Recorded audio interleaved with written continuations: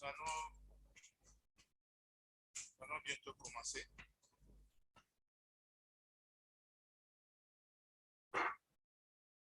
Étoile, est-ce que nous sommes en ligne?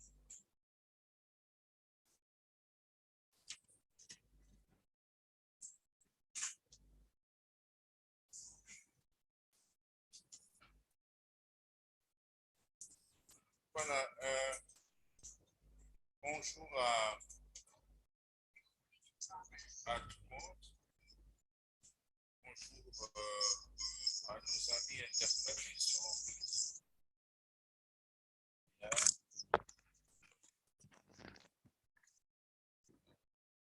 Mesdames et messieurs, les honorables commissaires, nous avons le plaisir d'ouvrir cette seconde journée du mardi 16 novembre 2021. Hier, lorsque nous avons ouvert notre session, nous avons analysé le point 3 relatif à la situation de droits de l'homme sur le continent.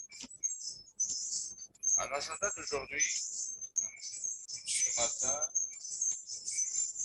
il est prévu de 9h à 11h que nous puissions continuer avec le point 3 sur la situation de droits de l'homme sur le continent.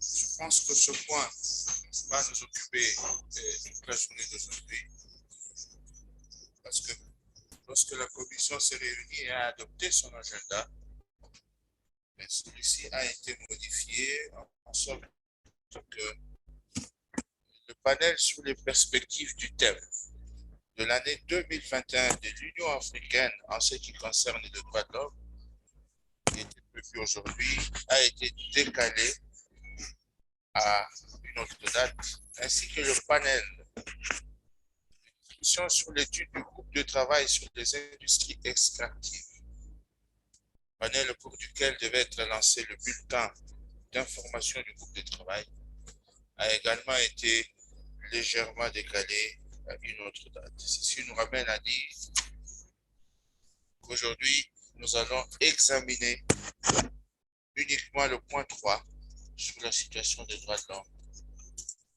en Afrique.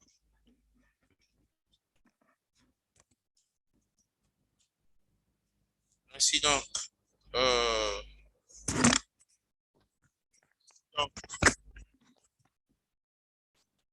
me demande de remettre le casque pour que je sois bien entendu. Alors, je disais que nous sommes heureux d'ouvrir cette micro, je l'ai déjà. Vous ne m'entendez pas? De l'ordinateur, il est aussi ouvert. Le micro. Est-ce que là, vous m'entendez? Ça va maintenant. Ah, c'est mieux maintenant. Merci. Donc, je vais répondre. Je disais que nous ouvrons la journée, cette deuxième journée du mardi 16 novembre 2021. Hier, nous avions commencé par le point 3 à l'ordre du jour, la situation des droits de l'homme en Afrique. Aujourd'hui, l'agenda prévoit que nous continuions avec ce point, mais initialement, l'agenda qui figure sur le site de la commission, il était prévu que nous puissions également aborder deux panels. Le premier panel, c'était le panel sur les perspectives du thème de l'année 2021 de l'Union africaine en ce qui concerne les droits de l'homme. Ce panel a été décalé pour une autre date, ainsi que le panel de discussion sur l'étude du groupe de travail sur les industries extractives, panel, je disais, au cours duquel nous devions lancer le bulletin d'information du groupe de travail sur les industries extractives que dirige le commissaire Solomon Aele-Derso. Il a également été décalé pour une autre date que nous allons annoncer. Donc, pour l'instant, nous allons occuper ces deux points par le point 3 à l'ordre du jour, surtout que la liste que nous avons reçue ce matin est également une liste assez conséquente qui va nous prendre suffisamment du temps. Je commencerai par les délégués des États. Il y a deux États qui sont inscrits ce matin. Nous avons le Burkina Faso ainsi que le Malawi. Et le Burkina Faso est représenté ce matin pour faire le discours sur la situation des droits de l'homme sur le continent, donc en Afrique, par son Excellence Victoria Ouedraogo Kibora.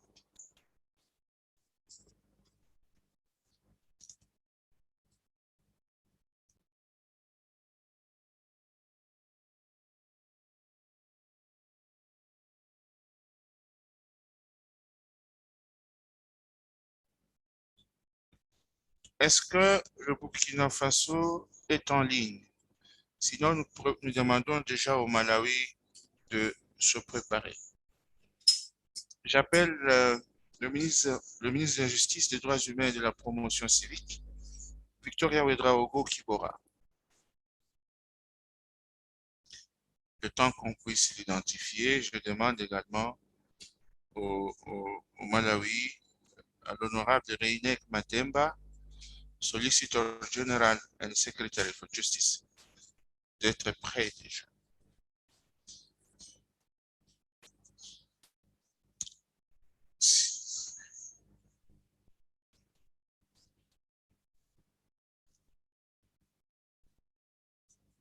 Le ministre Victoria est là ou pas?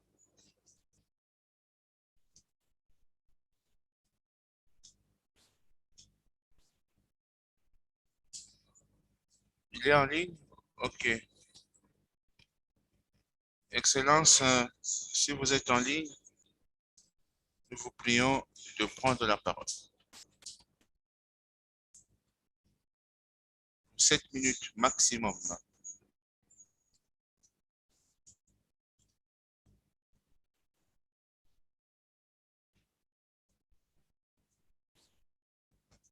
Est-ce que le Burkina Faso nous entend?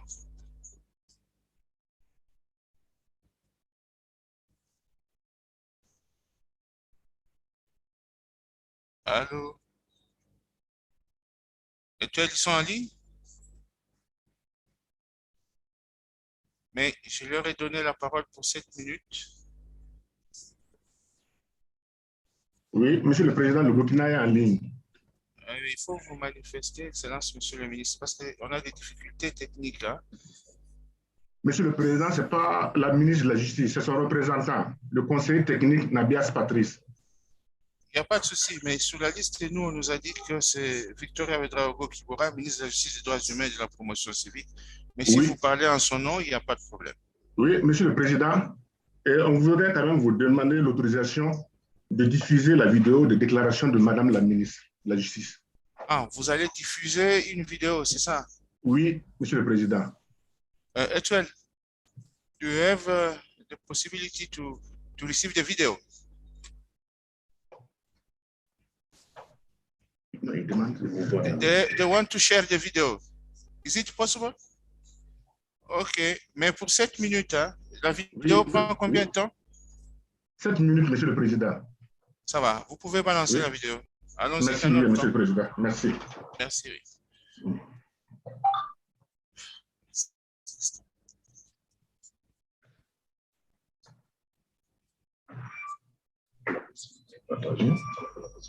Monsieur le Président.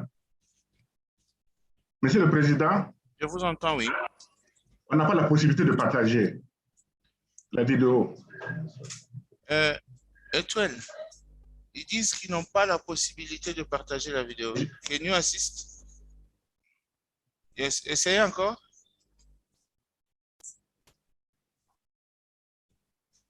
Marissa?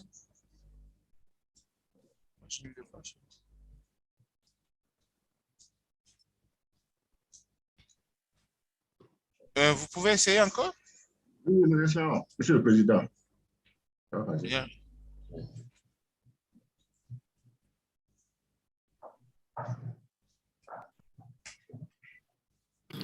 Monsieur le Président de la Commission africaine des droits de l'homme et des peuples, honorables membres de la Commission, distingués membres des délégations nationales, Mesdames et Messieurs, je voudrais, dès l'entame de mon propos et au nom du gouvernement du Burkina Faso, saluer la tenue de cette 69e session ordinaire de la Commission africaine des droits de l'homme et des peuples.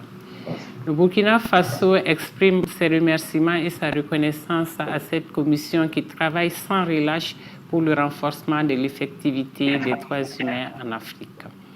Mes félicitations et encouragements vont également à l'endroit de tous les acteurs de la commission qui, en arrière-plan, font montre de courage et d'abnégation pour relever les défis majeurs en matière de la promotion et la protection des droits humains en Afrique.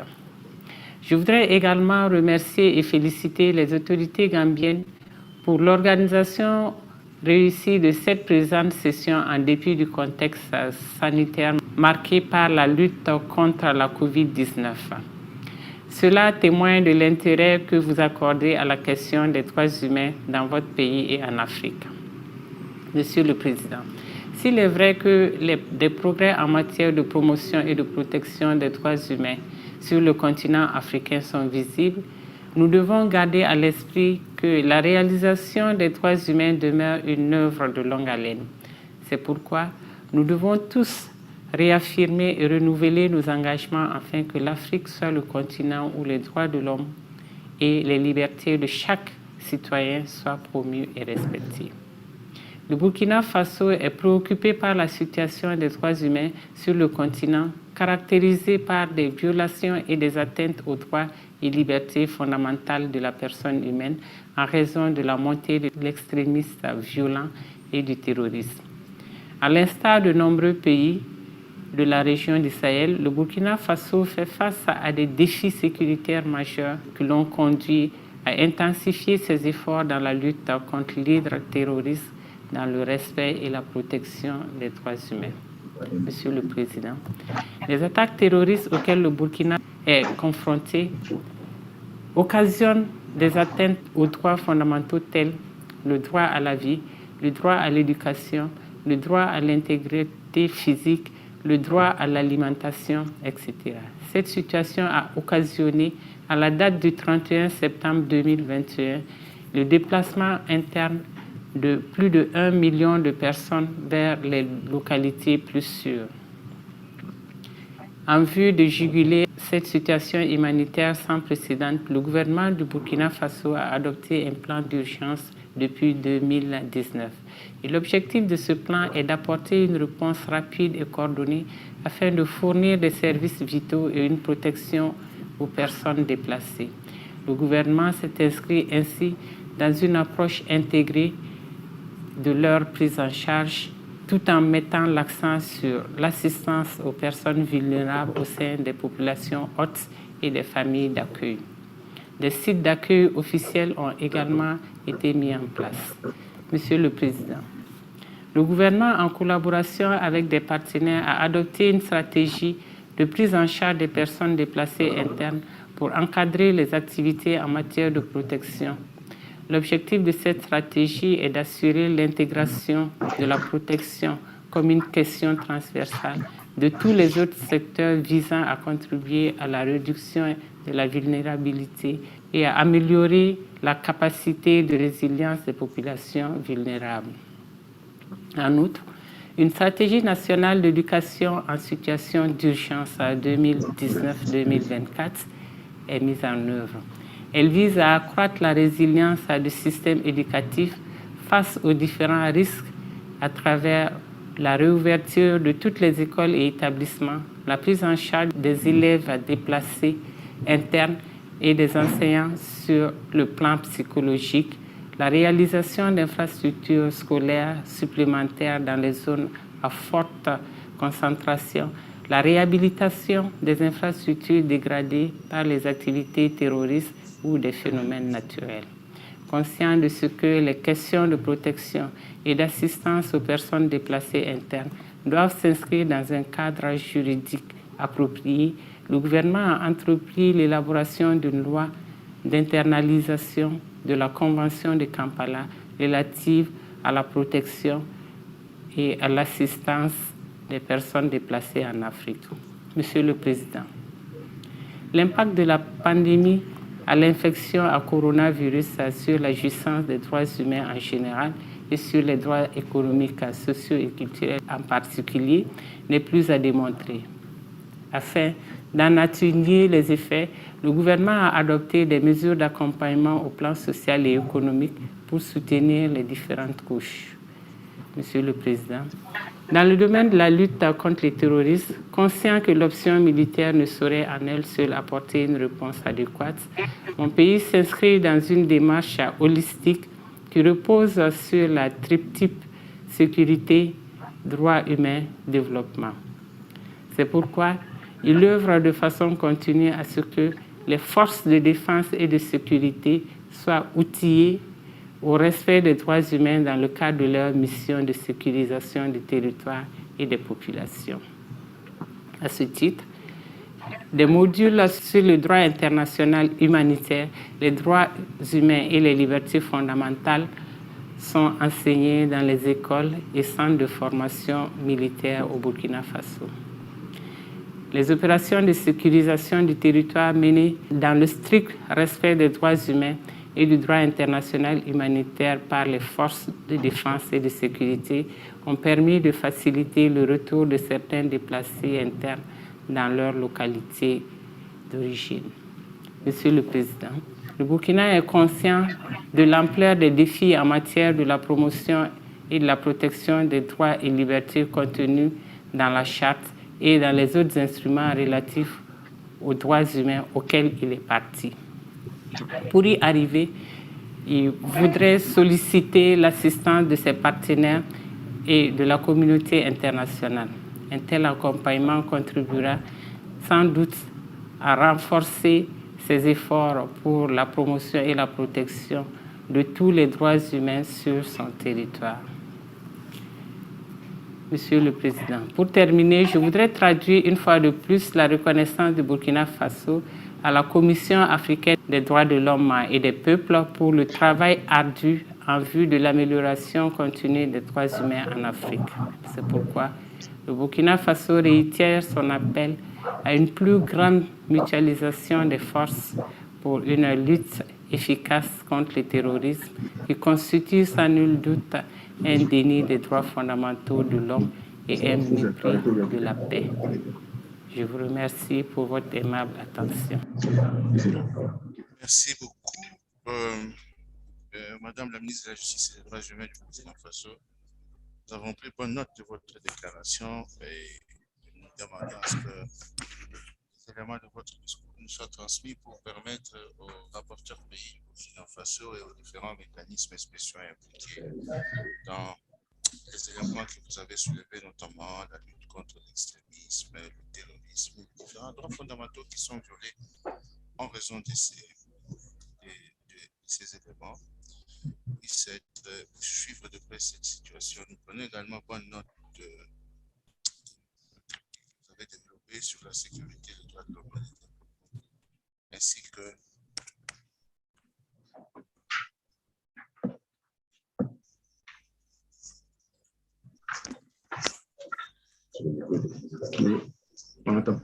ainsi que de la reconnaissance du travail de la commission que vous avez mentionné dans votre discours et vous remercions. J'espère que la technique m'entend bien. Je n'ai pas beaucoup de possibilités. La tige ici pour parler, je suis au bout là. Là, je ne peux plus faire plus.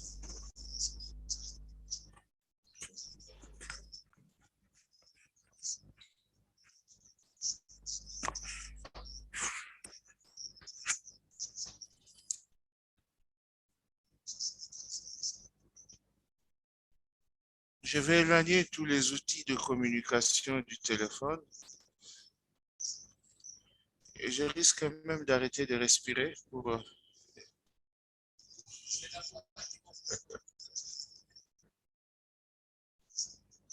Ok, ça va. On est en train de régler encore les paramètres. Bon, pour ne pas perdre du temps, nous remercions la délégation du Burkina Faso pour ce discours qui nous a été présenté par Madame la ministre et nous prenons bonne note des efforts qui sont fournis pour lutter contre le terrorisme et tous les extrémismes qui sont en fait des négations de droits de l'homme parce que ça porte atteinte au droit à la vie, à l'éducation, à l'intégrité physique, à toute la charte, bien évidemment. Merci beaucoup, Madame la ministre. Je vais maintenant passer la parole à la délégation du Malawi. Est-ce que le Malawi est en ligne? Est-ce que le Malawi est en ligne?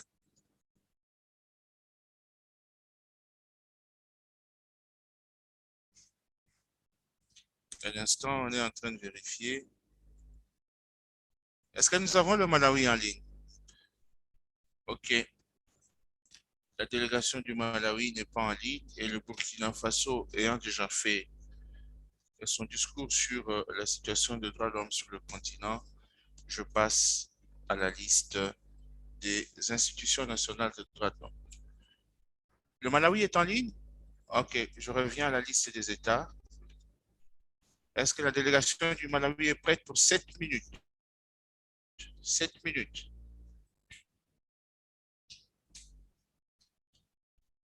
Vous avez la parole pour 7 minutes. La cabine, là, vous m'entendez bien? Can you hear me now? Oui, on vous entend, madame. Excellence, madame la ministre, je pense, oui. Can you hear me?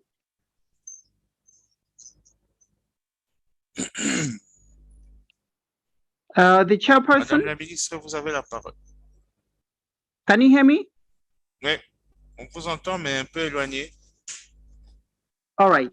The chairperson, commissioners, and all distinguished delegates, it is a great honor for me to address the African Commission on Human and People's. Can you hear me?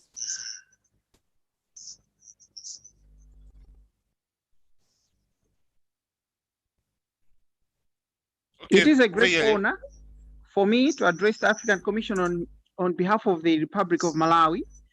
The government and indeed the people of Malawi are once again pleased to be part of the 69th ordinary session of the African Commission on Human and People's Rights. At the outset, we would like to reiterate the government of Malawi that it affirms her commitment to advance the international cause of human rights. Through her bilateral constitutional and progressive domestic laws, Malawi continues to work hard to ensure that it registers significant progress in the protection and promotion of rights of its citizens, including women, children, and persons with disabilities. We would like to share some developments that have taken place in Malawi in the protection and promotion of human rights since our report was reviewed during the 68th session of the Commission in April 2021. Following parliamentary elections held on 26th of October this year, Malawi made history when Mr. Overstone Kondowe, a person with albinism, was elected as a member of parliament, becoming the first person with albinism in Malawi to be elected to the National Assembly. This is an important milestone in the protection and promotion of human rights of persons with albinism in Malawi, and it demonstrates Malawi's commitment of leaving no one behind on human rights issues. On empowerment of persons with disabilities and albinism, the 2021-2022 national budget made several monetary allocations towards activities of these groups.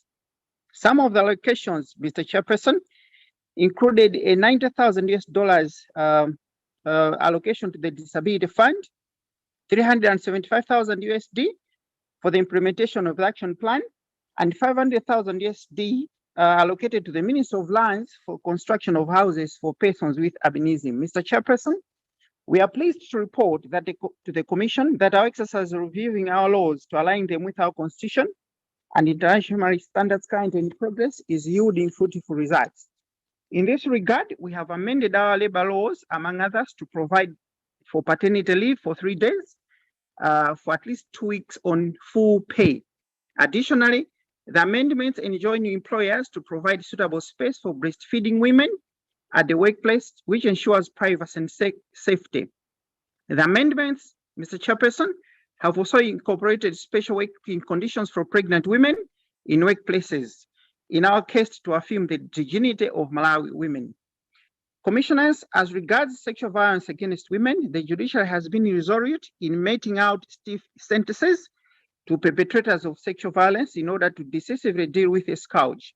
In the spirit of leaving no one behind, the Legal Affairs Committee of our Parliament has embarked on consultations with key stakeholders in order to examine the laws on sexual violence which discriminate against a boy child, with a mission to amend our laws so that the boy child is equally protected. Distinguished delegates, As a country, we have made great strides in the enjoyment of civil and political rights of our citizens.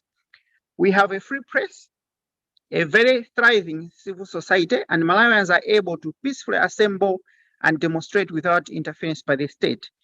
Equally, the judiciary and the whole legal profession in Malawi is independent from interference from the executive and the legislature. Judges and lawyers discharge their duties freely without any interference from the state. There have been numerous occasions when the judiciary has made decisions against the executive branch of government without negative consequences. In addition, the Police Independent Complaints Commission, now fully operational, is enhancing justice for police officers as well as the public victims of police brutality. Mr. Chairperson, Commissioners, and delegates, Malawi has not been spared from the adverse of the COVID-19 pandemic. In our case, to protect citizens, Malawi has managed to fully vaccinate a sizable population.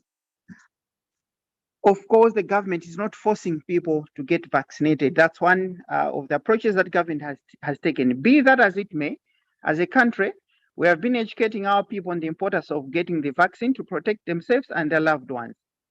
Following the launch of the National Development Vision called Malawi 2063 area this year, which is designed to propel Malawi to socio-economic prosperity, the President of the Republic of Malawi a few weeks ago officially launched a 10-year implementation plan for the Malawi Agenda 2063. Government is determined to improve lives of Malawians, to be self-sufficient, and reduce all indicators of poverty by 2063. We are determined to ensuring that access to quality service should be provided to all, regardless of their gender, tribe, religion, or other description. To address human rights challenges, the President of the Republic of Malawi, Mr. Chairperson, has instituted a presidential delivery unit, which will be tracking progress in the implementation of programs in relation to the Agenda 2063 so that the right to development can be fulfilled. We are pleased to report to the Commission that Malawi has instituted the specific divisions of the High Court, the High Court Family and Probate Division, and the High Court Revenue Division to improve justice for all. Distinguished delegates, we are pleased to notify the Commission that Malawi has ratified the African Protocol on Older Persons, and we are committed to ratifying both the OPCAT and the African Protocol on Rights of Persons with Disabilities. We have had several review sessions on the African Protocol on Older Persons, essentially to identify gaps in its implementation and to enhance the protective framework for older people. Mr. Chairperson, to conclude, the government of Malawi, in collaboration with partners, remains committed in protecting and promoting the rights of our citizens so that no one is left behind in the enjoyment of their rights. I thank you, Mr. Chairperson, for your indulgence. Thank you so much. Thank you.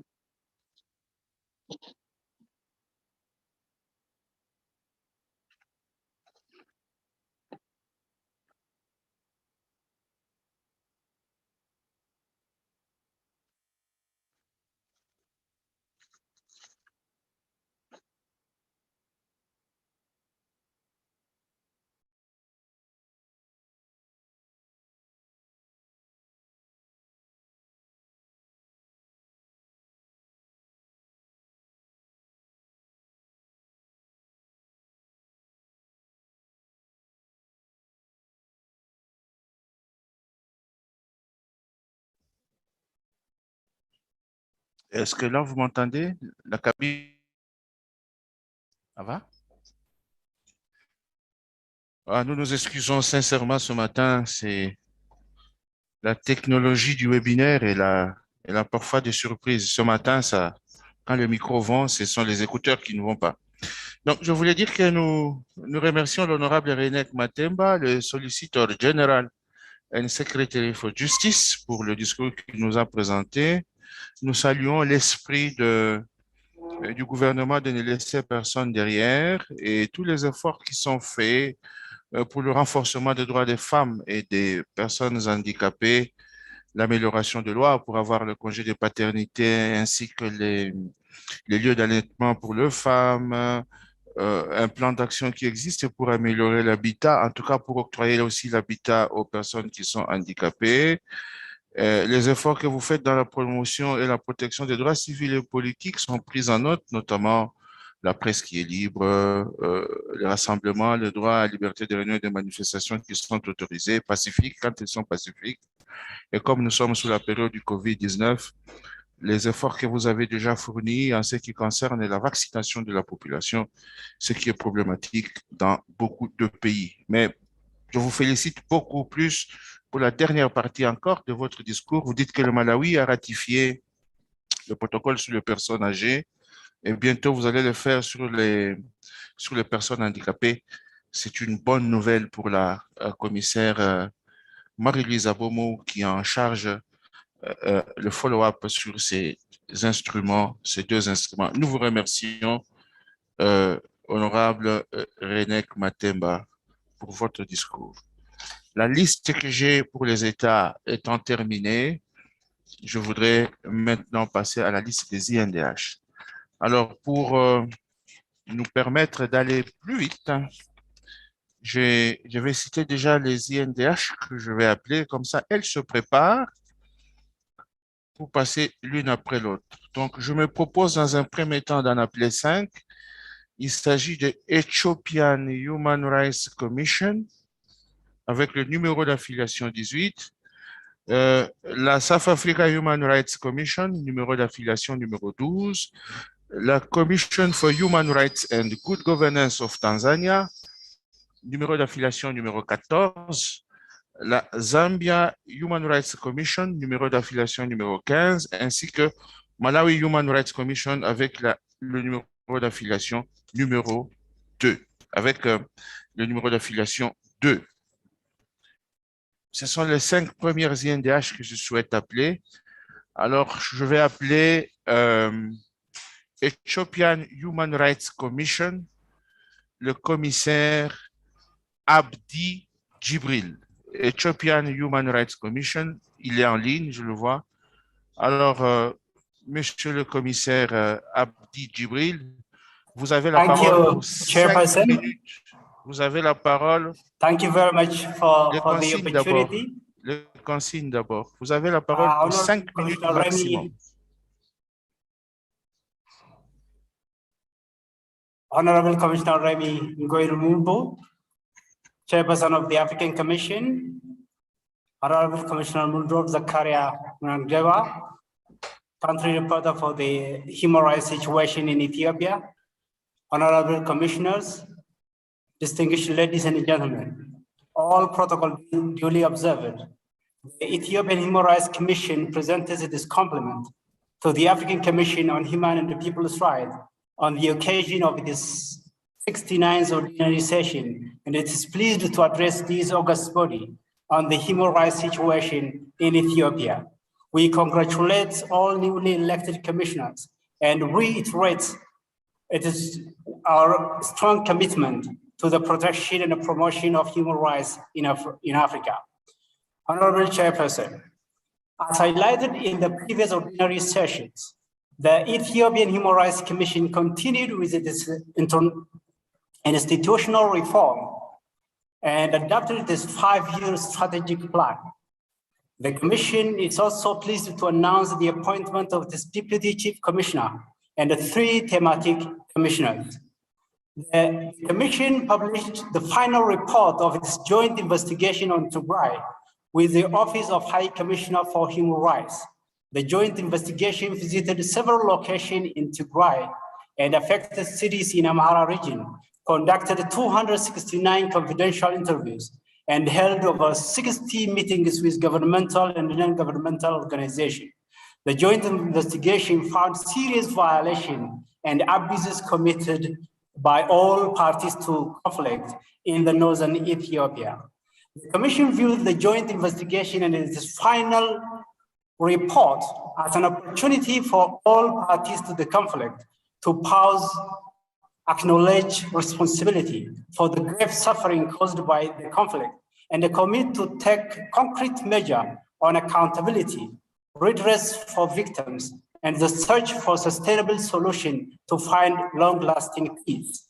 Honorable Chairperson, at this juncture, kindly allow me to provide an overview of the human rights situation in Ethiopia over the last 6 months. First, I will begin with positive development. One, Ethiopia held national election in June and September 2021, in which the Prosperity Party won majority of the parliamentary seat. The participation of internally displaced persons in this election is encouraging. Ethiopia has passed laws that have, on the whole, had a positive impact on human rights, including media law and federal court proclamation. Ethiopia has established a department for older persons with the Ministry of Women and Social Affairs. Ethiopia remains only one of the 3 states to have ratified the protocol to the African Charter on the Rights of Older Persons. Honorable Chairperson, while these are positive developments, there are also areas of concern. First, the conflict in the north of Ethiopia has continued, causing displacement and civilian deaths. A state of emergency was declared and is effective from the 2nd of November 2021. The Ethiopian Human Rights Commission is closely monitoring the implementation of the state of emergency. There has been patterns of ethnic-based violence in other parts of the country, which has resulted in killing, destruction of property, and displacement. In the ongoing conflict, Eritrean refugees have experienced increased protection risks, including direct attack. Honorable Chairperson, the Ethiopian Human Rights Commission wishes to make the following recommendation: the Ethiopian government, the African Commission, and international community. To the Ethiopian government, we request to immediately end the conflict in the North Ethiopia, conduct criminal investigation into abuses and violations, and guarantee the right to redress for the victims. Implement the state of emergency in accordance with applicable human rights standards. Cooperate with relevant bodies to ensure the safe, voluntary, and dignified relocation and resettlement of Eritrean refugees. Harmonize existing laws to ensure conformity with international obligations. The African Commission, we request to extend the African Commission's support to effective implementation of the recommendation in the joint investigation. We also request the African Commission to engage Ethiopia on durable solution for internally displaced persons. To international community, we request the international community to support peace initiative to end the conflict in North vous Ethiopia. avez Thank you very dépassé le much. temps. Sir. Vous avez déjà fait 5 minutes. Concluez, s'il Thank you vous so plaît. much, sir. I finished the presentation. Vous pouvez conclure, vous avez déjà fait 5 minutes. Le mot de la fin? I was saying, requesting the recommendation on international community. So I said I requested international community to effectively implement the recommendation of the joint investigation. I thank you, the chairperson.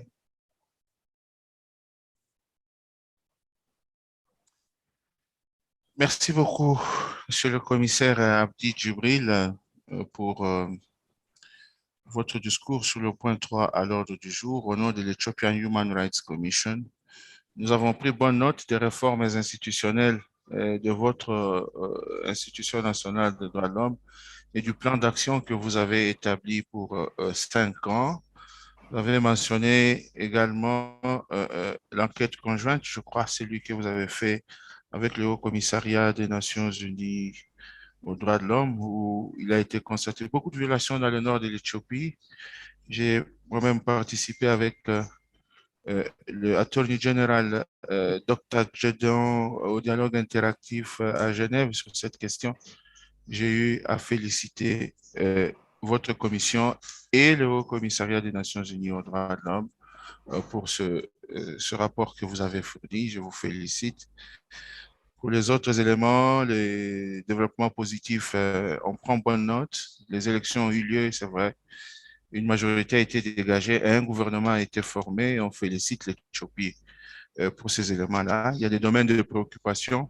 Le rapporteur pays, Zakaria Mwandenga, qui est avec nous, il est en train de prendre note et il pourra initier des actions par rapport à ces domaines de préoccupation et aux recommandations que vous avez formulées. Je vous remercie. Je vais, Excellent. je vais maintenant inviter South Africa Human Rights Commission, le numéro d'affiliation numéro 12, et l'orateur, ça doit être Bongani Majola, qui est lui-même le chairperson. Vous avez la parole pour 5 minutes.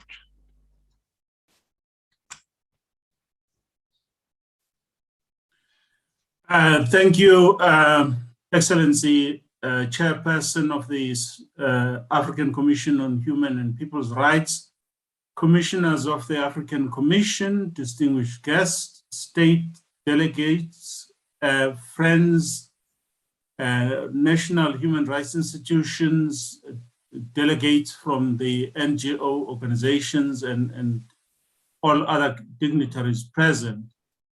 The South African Human Rights Commission thanks the African Commission for the opportunity to deliver a brief statement on the human rights situation in the continent, particularly in South Africa. South Africa, like many other countries, has been confronted with the devastation by the coronavirus pandemic. This virus has claimed thousands of lives, not just in my country, but across the world. The virus and the associated measures put in place by states to contain its spread have very negatively impacted human rights in my country. And it has indeed done so in other countries and brought into stark focus the inequalities that the poor and the marginalized have been enduring and continue to suffer to this day. Excuse me, Chair. While South Africa has faced considerable challenges and loss of life as a result of the virus, the Commission in South Africa is encouraged at the positive progress made in curtailing the spread of this virus. The country has embarked on a mass vaccination campaign, and to date, a reported 20 million people have already been vaccinated in this country. In mid-October 2021, the country commenced its vaccination of children aged 12 and above. The South African Human Rights Commission appreciates the efforts of the African Commission and other international human rights mechanisms for their continued guidance to states in collectively combating this pandemic. In this regard, I specifically wish to acknowledge the African Commission's letter addressed to President Cyril Ramaphosa in his capacity as the then chair of the African Union last year, in which the Commission expressed appreciation for President Ramaphosa's leadership in the mobilization and sustained coordination of the continental response to the pandemic, including the call for global solidarity and action to limit the adverse socio-economic impacts and consequences of the pandemic. However, excuse me, it is very sad that the untamed and shameless greed of some of our government officials, including high-ranking individuals, colluding with private sector, saw an opportunity to plunder the very resources that were meant to mitigate the impact of the coronavirus on people and save their lives. Corruption across the globe deprives people and states of crucial resources which would otherwise be used to advance human rights and consequently improve the plight of all communities, particularly the vulnerable, the sick, the poor, the marginalized, the elderly, and the youth. Billions of dollars are lost in Africa through corruption and illicit financial outflows. African NHRIs can and should play their role through advancing a human rights-based approach to the challenges of corruption, and particularly illicit financial outflows. NHRIs should call out and actively expose and fight against corruption. The South African Human Rights Commission wishes to commend the statement issued by the African Commission to the South African government concerning the human rights of mine workers and mining affected communities during the pandemic. In that statement, the African Commission applauded the decision of the Labour Court, which ruled that the state must develop binding regulations on mining during the pandemic. through meaningful engagement with relevant trade unions and mining affected communities. The South African Human Rights Commission specifically supports the African Commission's call that the judgment be implemented speedily. Oversight efforts. Excusez-moi de vous interrompre, Chairperson. Vous avez épuisé le temps. Est-ce que vous pouvez conclure, s'il vous plaît?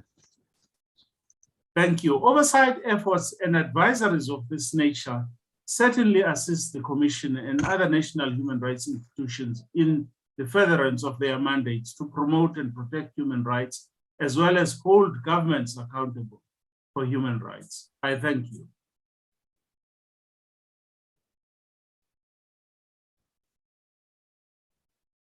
Merci beaucoup, Monsieur le Président Bongani. La Commission a entendu votre discours sur les efforts qui sont fournis par l'Afrique du Sud pour lutter contre la COVID-19 qui a causé beaucoup de dégâts et les inégalités, beaucoup de dégâts en termes de perte de vies humaines et les inégalités, ainsi que les efforts de vaccination que fournit le gouvernement sud-africain pour essayer de contrer cette pandémie.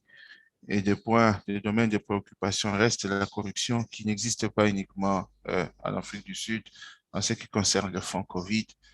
Vous parlez d'un chiffre de 2 milliards, mais à l'échelle de l'Afrique, c'est des choses qu'il faut dénoncer parce que la vie des gens est beaucoup plus en danger. Merci beaucoup pour votre discours.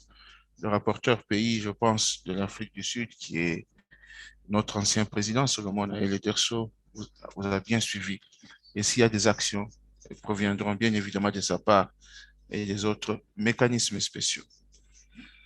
Je voudrais passer maintenant la parole à la Commission for Human Rights and Good Governance of Tanzania, numéro d'observation, numéro d'affiliation numéro 14, avec le numéro d'affiliation 14. Est-ce que M. Mathieu Mwaimu est là? Mathieu Mwaimu. Est-ce qu'il est en ligne?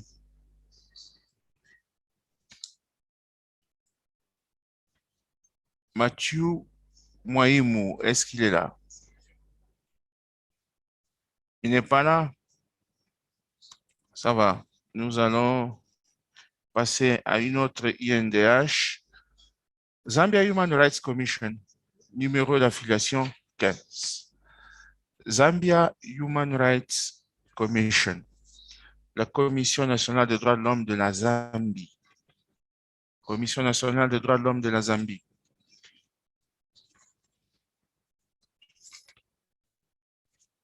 Il n'est pas connecté. Nous passons à Malawi Human Rights Commission. Malawi Human Rights Commission. Numéro d'affiliation 2. S'ils sont là, qu'ils prennent la parole.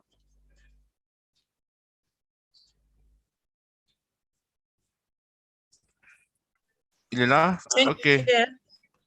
Malawi Human Rights Commission is on.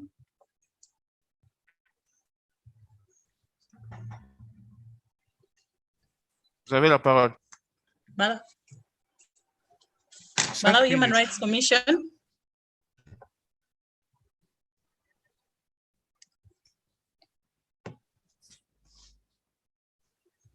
Thank you, Chairperson, and all commissioners for the opportunity to present our statement as Malawi Human Rights Commission.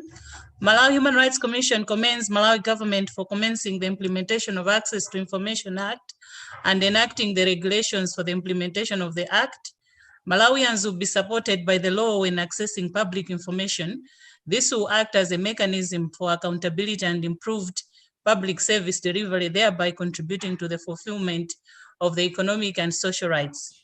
Malawi Human Rights Commission will perform its oversight role in the implementation of the Access to Information Act. The Malawi government is also recommended for responding positively to the COVID-19 pandemic by raising awareness, establishing isolation centers, and incentives to the health workers, and procuring vaccines that were made available to all people. The initiative to ensure food security through the Affordable Farm Inputs Program has led to the reduction of the number of people to face hunger from 3 million to 1.5 million.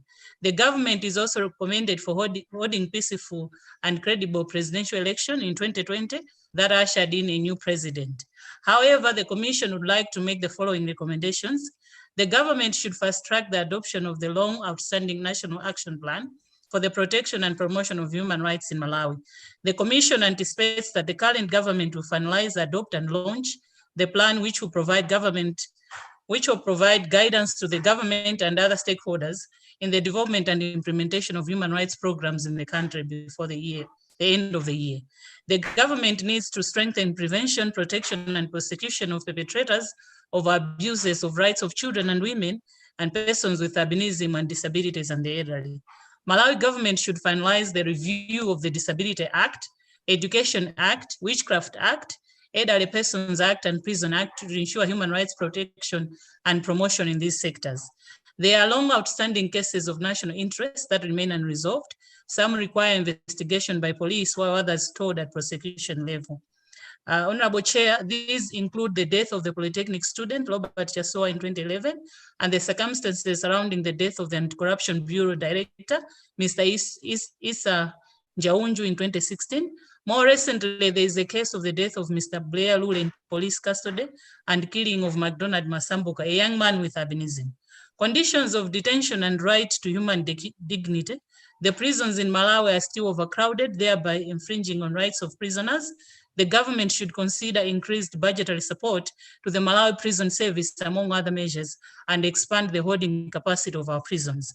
In conclusion, Honorable Chair, we note that though Malawi has registered some progress in political and civil rights, the gains realized over the past years in economic and social rights have been affected by the devastating impact of COVID-19.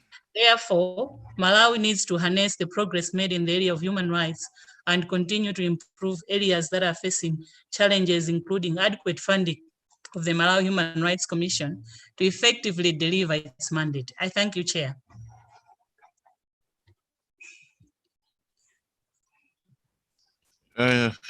La Commission vous remercie.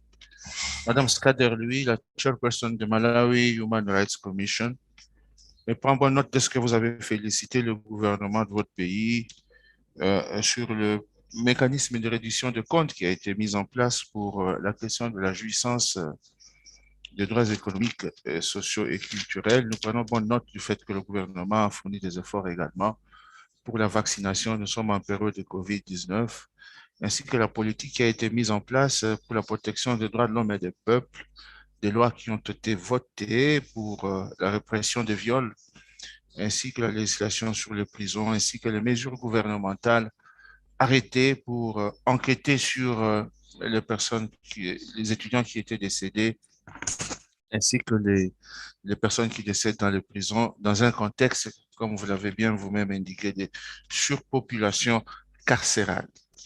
Parmi vos recommandations, c'est le financement de la commission pour qu'elle puisse faire face à toutes ces choses. Nous avons pris bonne note, ça implique plusieurs mécanismes également qui s'occupent des prisons, du droit à la vie, de la police, qui ont pris bonne note de vos observations. Et nous vous remercions, surtout de nous avoir fait gagner 2 minutes. Merci beaucoup. Je vais... Thank you, Chair. Thank you. Je vais maintenant passer à la liste des INDH, des ONG. J'ai sur ma liste 26 ONG. 26 ONG. Je voudrais que les ONG ci-après s'apprêtent. Je vais en prendre 5. Comme ça, ils vont entendre, ils vont commencer à s'apprêter. International Center for Not-for-Profit Law, ICNL. Institute for Human Rights and Development in Africa. World Organization Against Torture, OMCT. Human Rights Awareness and Promotion Forum. Et le collectif des associations contre l'impunité au Togo. Je pense que c'est CACIT. Je vais appeler International Center for Not-for-Profit Law, ICNL, avec un statut d'observateur, numéro de statut d'observateur 503. numéro de statut d'observateur 503. Est-ce que Florence Nakazibwe est là? Florence Nakazibwe, vous avez la parole pour 5 minutes. Yes. 5 minutes. Thank you, Honorable Commissioner. Your Excellency, the Chairperson, members of the Commission, distinguished delegates, on behalf of the International Center for Not-for-Profit Law, ICNL, I thank you for the opportunity to present this statement. According to ICNL Law Tracker, since 2016, 29 countries in sub-Saharan Africa have proposed and enacted more than 101 legal measures impacting civic space. Of these measures, only 8% are enabling. The remaining 92% of restrictive measures include barriers to civil society organizations with regulations at 39%, freedom of expression, 29%, cyber crimes at 11%, surveillance at 9%, assembly rights at 5%, and money laundering and counterterrorism. Use of emergency measures to respond to the COVID-19 pandemic persists throughout the continent. Of the 39 states of emergency, only 14 have either lapsed or been lifted. At least 29 countries that have eased measures have retained restrictions on gatherings, while 16 countries have retained some form of curfew. All 12 countries that have introduced false news and disinformation measures have retained them. There is a danger that this will be used to restrict civil society and media, especially where independent oversight mechanisms continue to remain weak. On a positive note, we welcome the African Court's advisory opinion on the right to participate in elections during a public health emergency. During the intersessional period, ICNL has noted the following negative trends restricting the rights of civil society organizations and human rights defenders. One, the misuse of anti-money laundering and anti-terrorism laws, freezing of accounts to target critical voices and activists, as seen in Benin, Guinea, South Sudan, Tanzania, and Uganda. There is a use of broader security and counterterrorism provisions in penal laws to tighten control on NGOs in a number of countries, including Benin, Burundi, DRC, Nigeria, Senegal, and Tanzania. Three, there are impositions of barriers to CSO's funding sources, such as burdensome and bureaucratic government approval requirements and attempts to criminalize foreign aid. We are also seeing suppression of peaceful assemblies by law enforcement and security forces, and the use of excessive force, which has led to injuries and death in Eswatini, in Guinea, Niger, Nigeria, Senegal, and Uganda. Internet shutdowns and blocking of social media platforms has been seen in Eswatini, Nigeria, Sudan, and Uganda. The use of broad content restrictions, disinformation, and false news laws to sanction independent media and civil society organizations. In light of these challenges, Honorable Chairperson, we welcome the Commission. We call on the Commission to remind states to, one, refrain from introducing restrictive NGO laws under the pretext of combating anti-money laundering and counterterrorism financing. Two, desist from imposing internet shutdowns or slowdowns, as well as bans or restrictions on social media applications. Three, remove taxes and other barriers to guarantee universal, equitable, affordable, and meaningful access to internet without discrimination. And four, to promptly investigate and hold accountable state officials implicated for violations during peaceful protests. And training of law enforcement agencies on the proper management of assemblies in line with the Commission's guidelines on policing assemblies. Honorable Chairperson, esteemed commissioners, distinguished delegates, ICNL reiterates its call for increased monitoring of states' compliance with human rights obligations to protect civic space, including implementation of the African Commission guidelines on freedom of association and assembly in Africa. ICNL further commends the Commission for its guidance to states on ensuring a human rights-based approach in the COVID-19 pandemic response. ICNL stands ready to continue assisting the Honorable Commission in efforts to improve the normative guidance around emergency responses and broader human rights and human and people's rights protection. I thank you. Merci beaucoup, Florence Nakazibwe, pour votre discours. Et nous prenons bonne note du fait que vous saluez les efforts que la Commission a entrepris pour faire face aux éléments de COVID-19. Je prends bonne note de votre recommandation sur les ONG qui sont en train d'être combattues. Il faut leur permettre de travailler. Et la question de l'élargissement de l'espace civique, on sait que partout en Afrique, en raison du COVID-19, les ONG les organisations de la société civile se prennent du rétrécissement de l'espace civique. Merci beaucoup. Je vais passer la parole à Institute for Human Rights and Development in Africa, ACHPR. Institute for Human Rights and Development in Africa. Est-ce qu'ils sont là?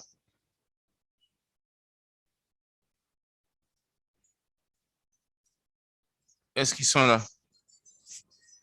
Prennent la parole.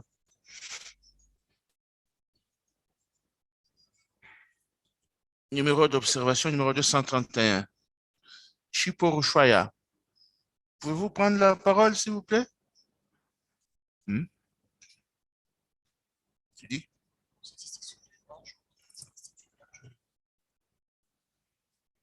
Ils ne sont pas là, je vais passer à un autre. S'ils sont là, qu'ils prennent la parole.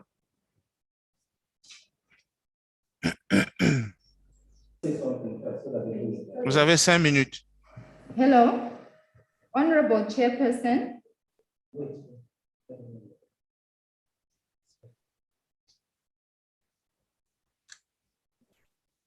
Je vous ai accordé la parole.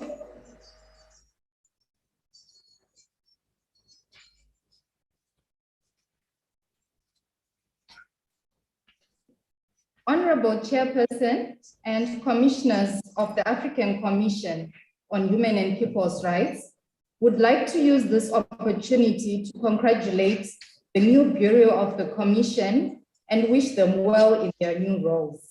We congratulate the Commission on the holding of its 69th ordinary session virtually. We commend the Commission for being innovative in the pursuit of the objectives for which it was set up, even in these challenging times brought about by the COVID-19 pandemic. As an organization, one of whose major objectives is strategic human rights litigation, we are happy to see the progress that the Commission has made with consideration of some pending communications and the adoption of decisions on the merits. We have noted the commitment of the Commission to clear the backlog of pending communications, and we commend the Commission for this. We remain concerned with the problem of limited access of the general public, particularly civil society, to the communications mandate of the Commission. As of now, there is no publicly available list of communications pending before the Commission. Moreover, the Commission has in the past been known to ask certain litigants to not publish submissions they have made in communications pending before the African Commission, arguing that the proceedings are entirely confidential. We note that this is due to the Commission's interpretation of Article 59 of the African Charter on Human and People's Rights, which provides that all measures taken within the provisions of the present chapter shall remain confidential until the Assembly of Heads of State and Government shall otherwise decide. Article 59 implies that all measures taken by the Commission within its communications procedure remain confidential until after consideration by the Assembly of Heads of State and Government.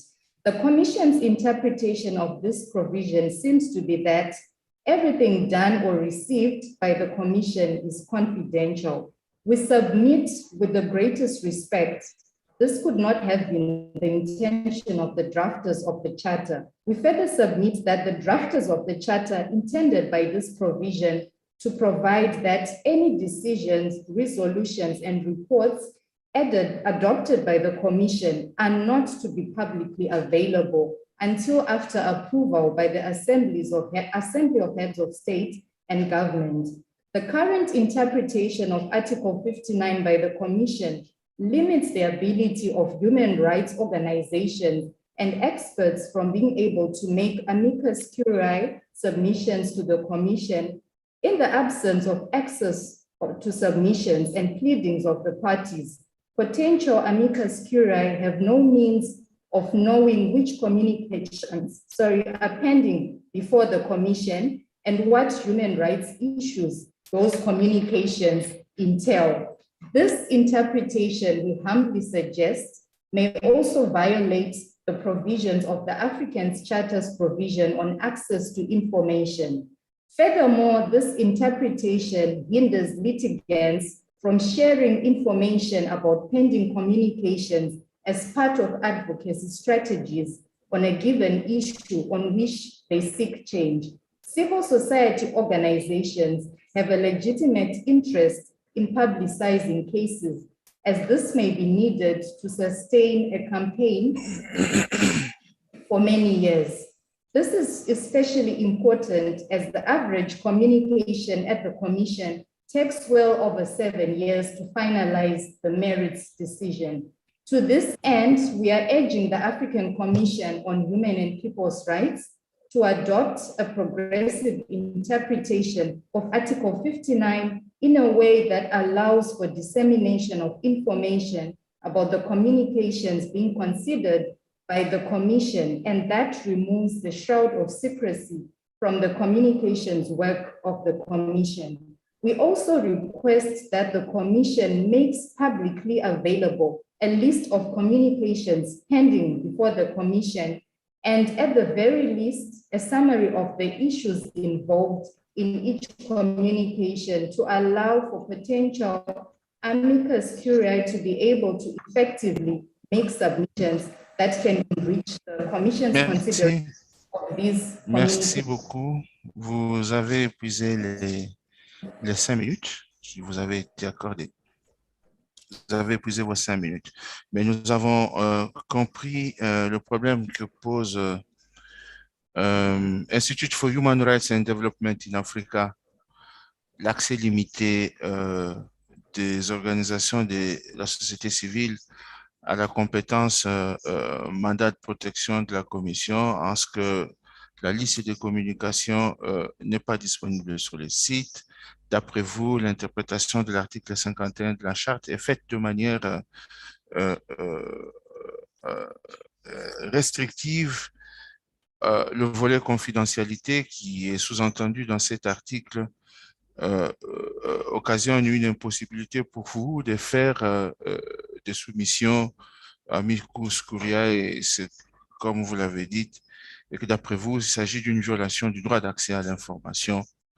Et selon les calculs que vous avez faits, qui sont propres à votre institution, la durée moyenne d'une affaire au sein de la commission est de 7 ans, d'après ce que vous dites, et que vous sollicitez de la part de la commission, je vous reprends dans les grandes lignes, une certaine interprétation progressive de ces dispositions pour permettre à la société civile de suivre l'évolution des affaires et de devoir opiner. Nous avons pris bonne note de cela. C'est une préoccupation qu'il y a un groupe de travail sur les communications. Ils vous ont entendu. Ils vont essayer de lire le discours que vous avez soumis. Et s'il y a des réponses à y apporter, ils le feront en temps opportun. Je vais passer la parole à World Organization Against Torture, OMCT, avec le numéro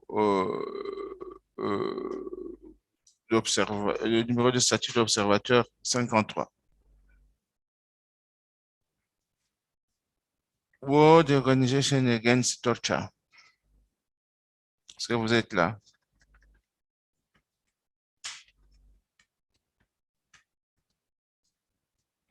Ils ne sont pas là?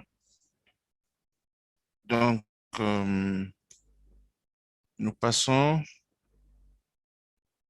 Human Rights Awareness and Promotion Forum. Est-ce qu'ils sont là?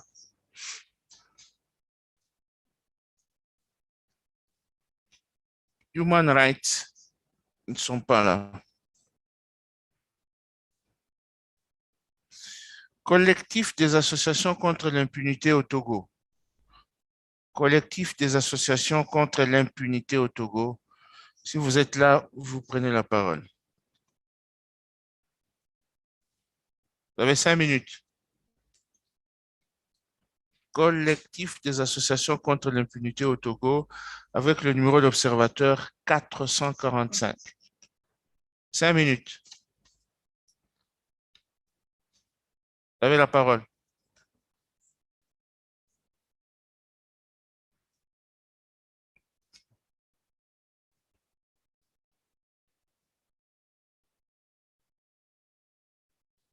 Ils ne sont pas là?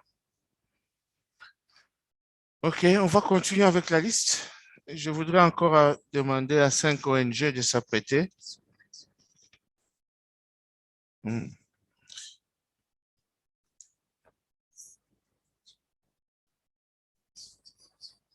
Ils sont prêts? Oui, mais lui, là-bas, il ne le voit pas. Human Rights Awareness and Promotion Forum. Ils sont là? Dans le chat, ils écrivent qu'ils sont là, mais techniquement, ils ne sont pas là. Ils ne sont pas là.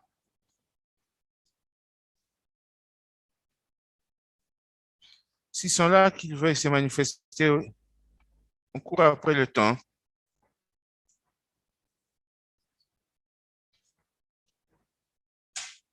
Pendant qu'ils s'apprêtent, je demande à National Coalition of Human Rights Defenders, Kenya de s'apprêter, Equality Now de s'apprêter, Alliance for Africa de s'apprêter, Association for the Prevention of Torture de s'apprêter et Minority Rights Group International également.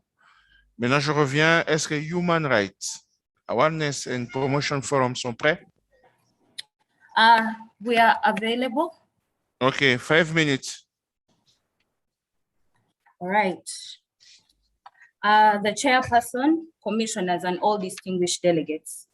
Human Rights Awareness and Promotion Forum recognizes and applauds the efforts by the government of Uganda to fight the COVID-19 pandemic, particularly the efforts to secure vaccines for the citizens. While Uganda, like many other states, continues to struggle with the impact of the COVID-19 pandemic, there has been a commendable effort to make universal access of vaccines a reality. Nevertheless, the COVID-19 pandemic has exposed glaring gaps in the healthcare system in Uganda. The pandemic has exposed the inept public health response mechanisms, particularly in light of the excessive reliance on the military and police forces to manage the response to a major public health concern, leading to a number of violations of the human rights of the poorest and most marginalized in Uganda's population.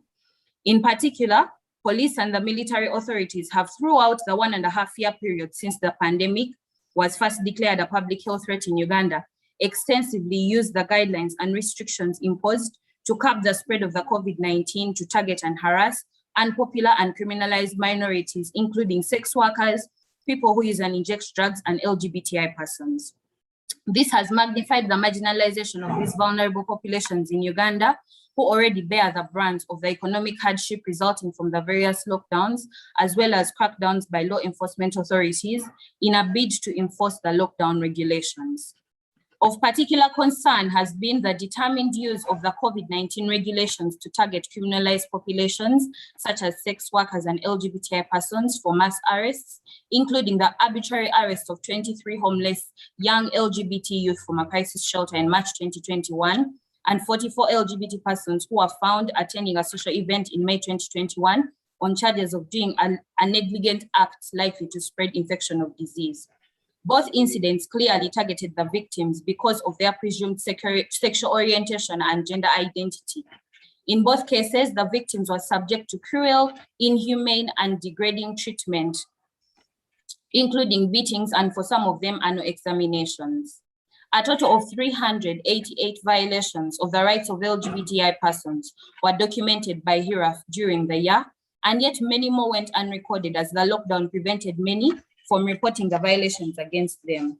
These violations clearly go against sections 2, 3, 4, and 5 of the African Charter on Human and People's Rights, as well as the state's obligation to prevent and investigate cases of violence based on sexual orientation and gender identity, as espoused in Resolution 275 on the protection against violence and other human rights violations against persons on the basis of their real or imputed sexual orientation and gender identity. Parliament later passed the Sexual Offences Bill 2019, which, among other provisions, further criminalizes consensual same-sex relations and sex work and introduces provisions that would make annual examinations almost compulsory whenever suspected LGBT persons are arrested, as well as requiring all persons convicted of sexual offenses, regardless of the nature of the offense, to notify local authorities every time they move to a new area. Although the bill was not signed by the president, it is within the legislative process and may be passed the second time by parliament. In addition, the civic space in Uganda has continued to shrink, with the NGO Bureau closing over 54 NGOs in this year, and several NGO workers have been arrested and detained on baseless charges in violation of their right to a fair hearing and the freedom of expression and association guaranteed under Articles 28 and 29 of the Ugandan Constitution and Articles 7 and 10 of the African Charter. This situation has continued to scare and intimidate NGOs working to protect the rights of criminalized minorities in Uganda. Human Rights Awareness and Promotion Forum therefore calls upon the African Commission to urge the government of Uganda to condemn all acts of violence against marginalized persons and hold all perpetrators of human rights violations accountable. Call upon the Commission to urge the government of Uganda to refrain from using COVID-19 crisis as an excuse to violate the human rights of marginalized and criminalized minorities in Uganda. We call upon the Commission to urge the government of Uganda to repeal provisions criminalizing consensual same-sex relations, as these provide the legal excuse to violate the rights of LGBTI persons in Uganda, and not further criminalize consensual same-sex relations and sex work through the Sexual Offences Bill. We lastly call upon the Commission to urge the government of Uganda to decriminalize and declassify vague and undefined petty offences, such as doing a negligent act likely to spread an infection of disease, and clearly define the prohibited conduct. Yes. Excusez-moi, vous avez épuisé les 5 minutes. La Commission a pris bonne note du message que le collectif des associations de Human Rights Awareness and Promotion Forum sur la situation en Ouganda, particulièrement la situation des personnes LGBTI, qui, à la faveur de la pandémie de COVID-19, voient leurs droits déjà réduits au départ continuer à être encore minorés. Et vous nous demandez à la Commission, comme recommandation, de demander au gouvernement de condamner les actes de violence contre les LGBTI, d'éliminer toutes les lois qui criminalisent les questions sur les orientations sexuelles et la surveillance des déplacements des LGBTI qui sont obligés, astreints à une obligation de se déclarer lorsqu'ils se déplacent d'un logement à un autre. Demander également la question de la suppression des lois sur les orientations sexuelles. Le rapporteur pays, le rapporteur des défenseurs des droits de l'homme ont pris bonne note de ces questions et feront le suivi. Merci beaucoup. Et ils ont vos discours que vous avez déjà soumis au secrétariat. Merci beaucoup. Je voudrais appeler le collectif des associations, ils ne sont toujours pas là. Le collectif des associations contre l'impunité, CACIT, ils ne sont pas là. Voilà. National Coalition of Human Rights Defenders, Kenya.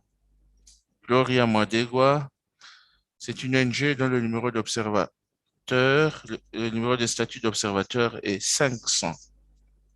Est-ce qu'ils sont là? National Coalition of Human Rights Defenders, Kenya. S'ils sont là, qu'ils veuillent bien se manifester, prendre la parole pour 5 minutes.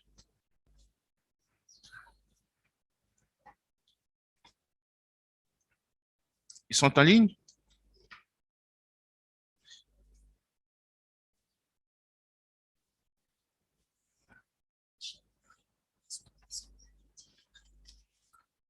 Qui ça?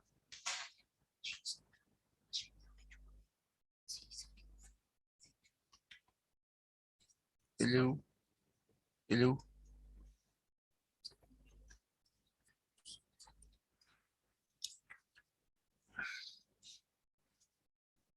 Ils ne sont pas là. Et quoi, Litina? Equality now.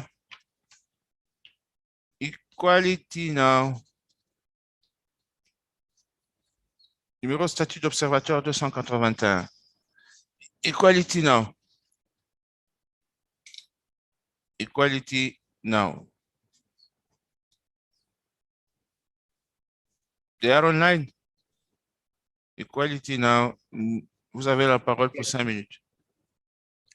Okay, thank you, Commissioner.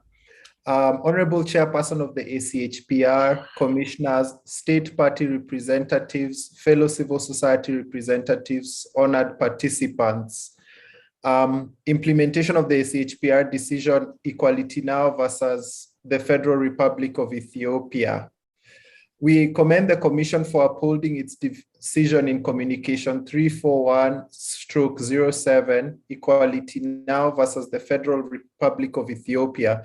The case is a groundbreaking decision on adolescent girls' rights to equality before the law and equal protection of the law, dignity, integrity, and security, including not to be subjected to sexual violence in the form of forced marriage by abduction and rape. We urge the Commission to impress upon the Ethiopian government to implement the Commission's decision in full and collaborate with the Commission and other actors in the process. Honorable Chairperson, Equality Now would like to commend Kenya's submission of its first state report on the Maputo Protocol alongside its third state report on the Banjul Charter, reports that will be considered during the 69th Ordinary Session of the African Commission. We note, however, that only 17 out of 42 signatories of the Maputo Protocol so far have submitted state reports highlighting their efforts to implement the treaty. State reports on efforts taken to implement these treaties are an important opportunity to assess the status of women's rights in a particular jurisdiction, create meaningful opportunities for dialogue between governments and civil society organizations, and create pathways for state accountability through the intervention of the African Commission.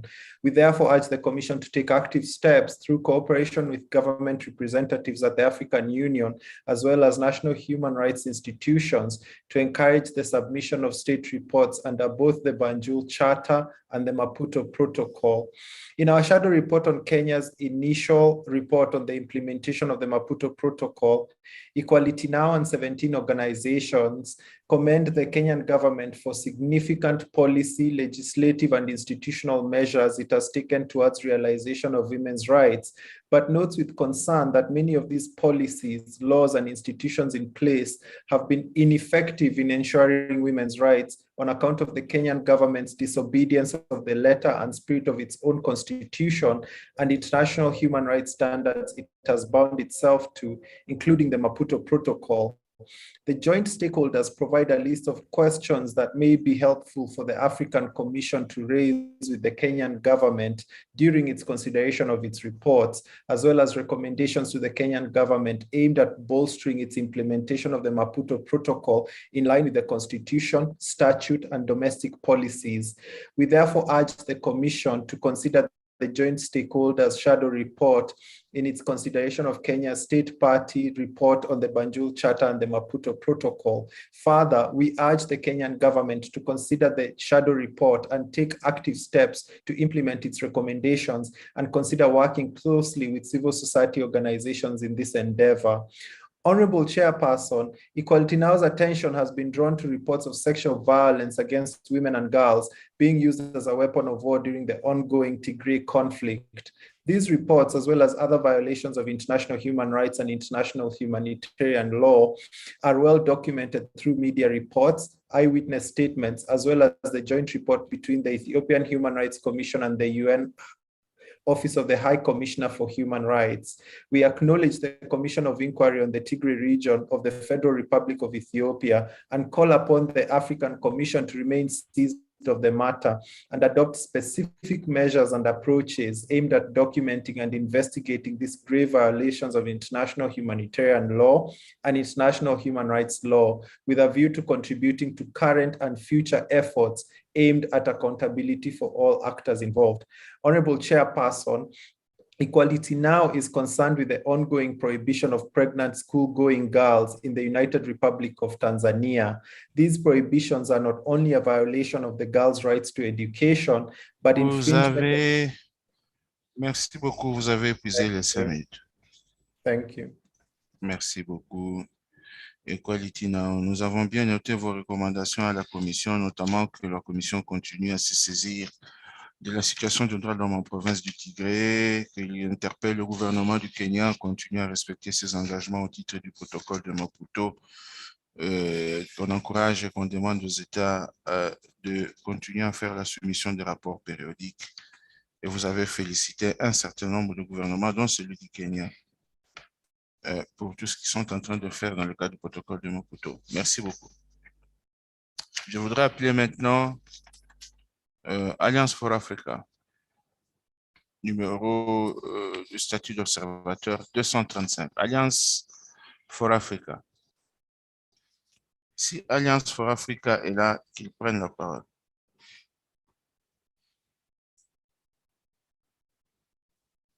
Alliance for Africa. Ils sont là? Good afternoon, or rather good morning, wherever you are. Honorable Chairperson of the African Commission on Human and People's Rights. Alliances for Africa is an international African-led non-governmental human rights, peace and sustainable development organization. AFA works with partners in and around and beyond the continent of Africa. AFA is a member of the Solidarity for African Women's Rights, a coalition of 63 organizations working on women's human rights in 32 countries in Africa. SOA was formed with the principal objective of advocating for the ratification, domestication, and implementation of the protocol to the African Charter on Human and People's Rights on the Rights of Women in Africa, the Maputo Protocol. Honorable Chairperson, 1 year since the start of the Tigray War, reports of sexual violence against women and girls point to the continued use of rape, sexual slavery, sexual humiliation, and other forms of sexual abuse as a weapon in this conflict. This is in addition to the humanitarian crisis that has exacerbated by attacks against humanitarian agencies and their workers, blockades, and the looting and destruction of essential humanitarian supplies. While we acknowledge the continued work of the Commission of Inquiry on the situation of the Tigray region of the Federal Republic of Ethiopia, the Commission of Inquiry, we urge the African Commission to continue using its good offices to press for the immediate end to all violations and abuses of international human rights law and humanitarian law, with a special emphasis on the need to end all forms of violence against women and girls. The use of sexual and gender-based violence reportedly committed against women and girls, as well as men and boys, as a weapon of war must be unequivocally condemned and thoroughly investigated and documented by the Commission of Inquiry, with a view of contributing to accountability under international humanitarian law, international human rights law, and international criminal law. We urge the African Commission to widen the scope of the Commission of Inquiry to cover trends, patterns, and dynamics that point to the use of sexual and gender-based violence as a weapon of war by all parties to this conflict. Further, we urge the Commission of Inquiry to independently and regularly provide progressive reports and updates of its work in line with its mandate under the African Commission Resolution 482 of 2021, as well as expand its mandate to investigate violations of international humanitarian, human rights, and criminal law until the end of the Tigray War, hence doing away with the need to renew the mandate of the Commission of Inquiry every 3 months. Lastly, we urge the African Union, the AU member states, and multilateral partners to avail resources to the Commission of Inquiry for the purpose of engaging the services of experts that may aid its work. Honorable Chairperson, African Union member states committed to achieve universal ratification of the Maputo Protocol by 2020. Regrettably, to date, 4 months after the end of the African Women's Decade, 13 African Union member states are yet to ratify the Maputo Protocol. We urge the remaining 13 African Union member states, Botswana, Burundi, Central African Republic, Chad, Egypt, Eritrea, Madagascar, Morocco, Niger, Sahrawi Arab Democratic Republic, Somalia, South Sudan, and Sudan to urgently ratify the Maputo Protocol in order to ensure that the women and girls in these countries enjoy their rights as enshrined in Vous avez épuisé les 5 minutes. Merci beaucoup, Madame Yeoma Obibi. Les 5 minutes sont épuisées, mais nous avons compris l'essentiel de votre discours sur la situation au Tigré, les violences que subissent les femmes et les filles, les crises humanitaires, l'attaque des convois et des équipements. Vous demandez de bons offices qui doivent être utilisés pour vous demander est-ce que nous fassions de bons offices pour que on puisse stopper les abus et qu'on initie des enquêtes sur le plan international sur le plan national sur le principe de redevabilité. Nous avons pris bonne note de votre demande d'élargissement du champ des compétences de la commission d'enquête pour qu'elle puisse intégrer également les violences sexuelles et sexistes. La Commission africaine des droits de l'homme et des peuples a sa commission d'enquête sur la situation des droits de l'homme au Tigré. Dans le cadre de cette commission, ils vont examiner vos requêtes que vous veniez de formuler. On m'indique que World Organization Against Torture, OMCT, ils ont écrit dans le chat qu'ils sont là. Est-ce qu'ils peuvent se manifester rapidement? L'OMCT, torture. OMCT, est-ce que vous êtes là?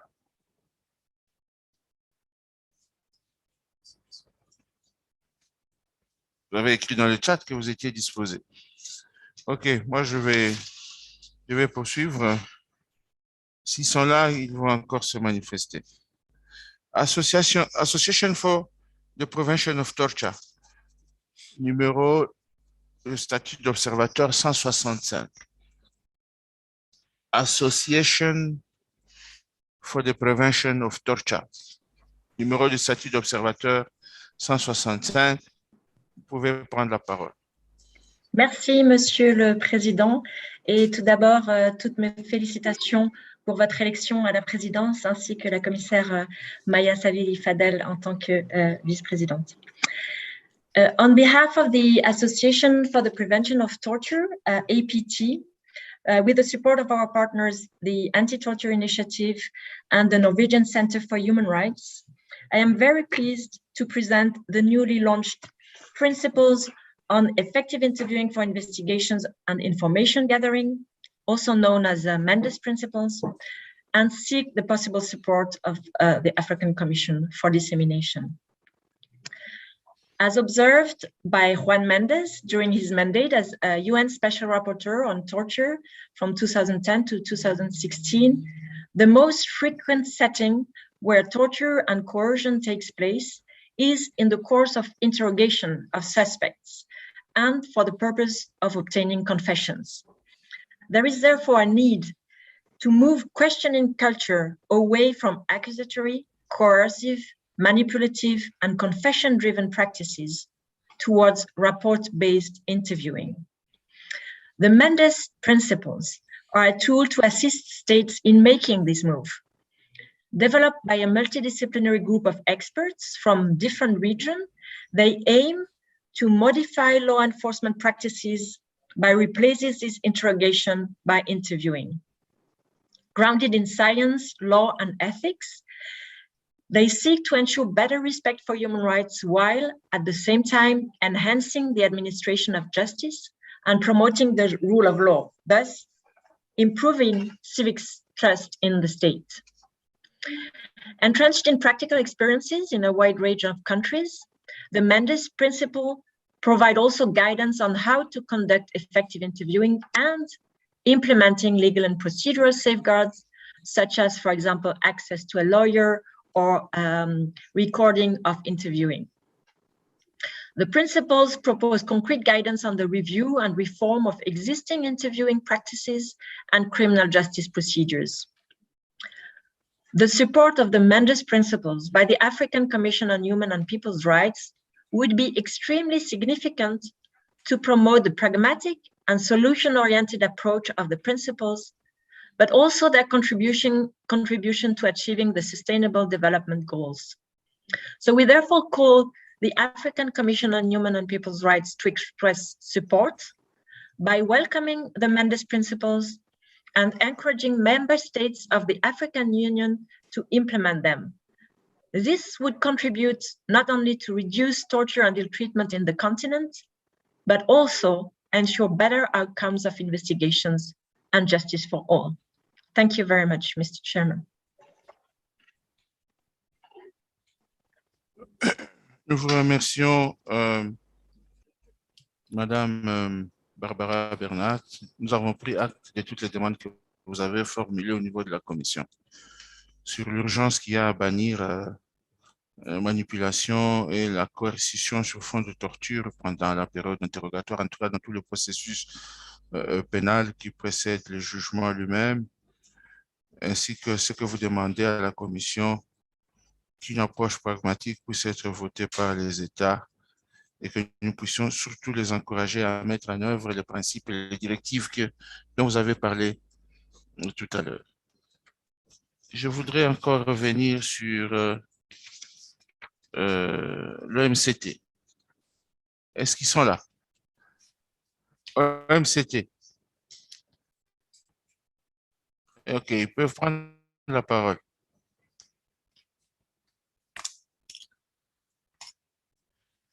OMCT.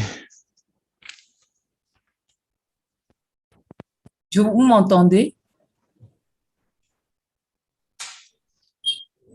Allô? Oui, allez-y, Monsieur allez-y. le Président,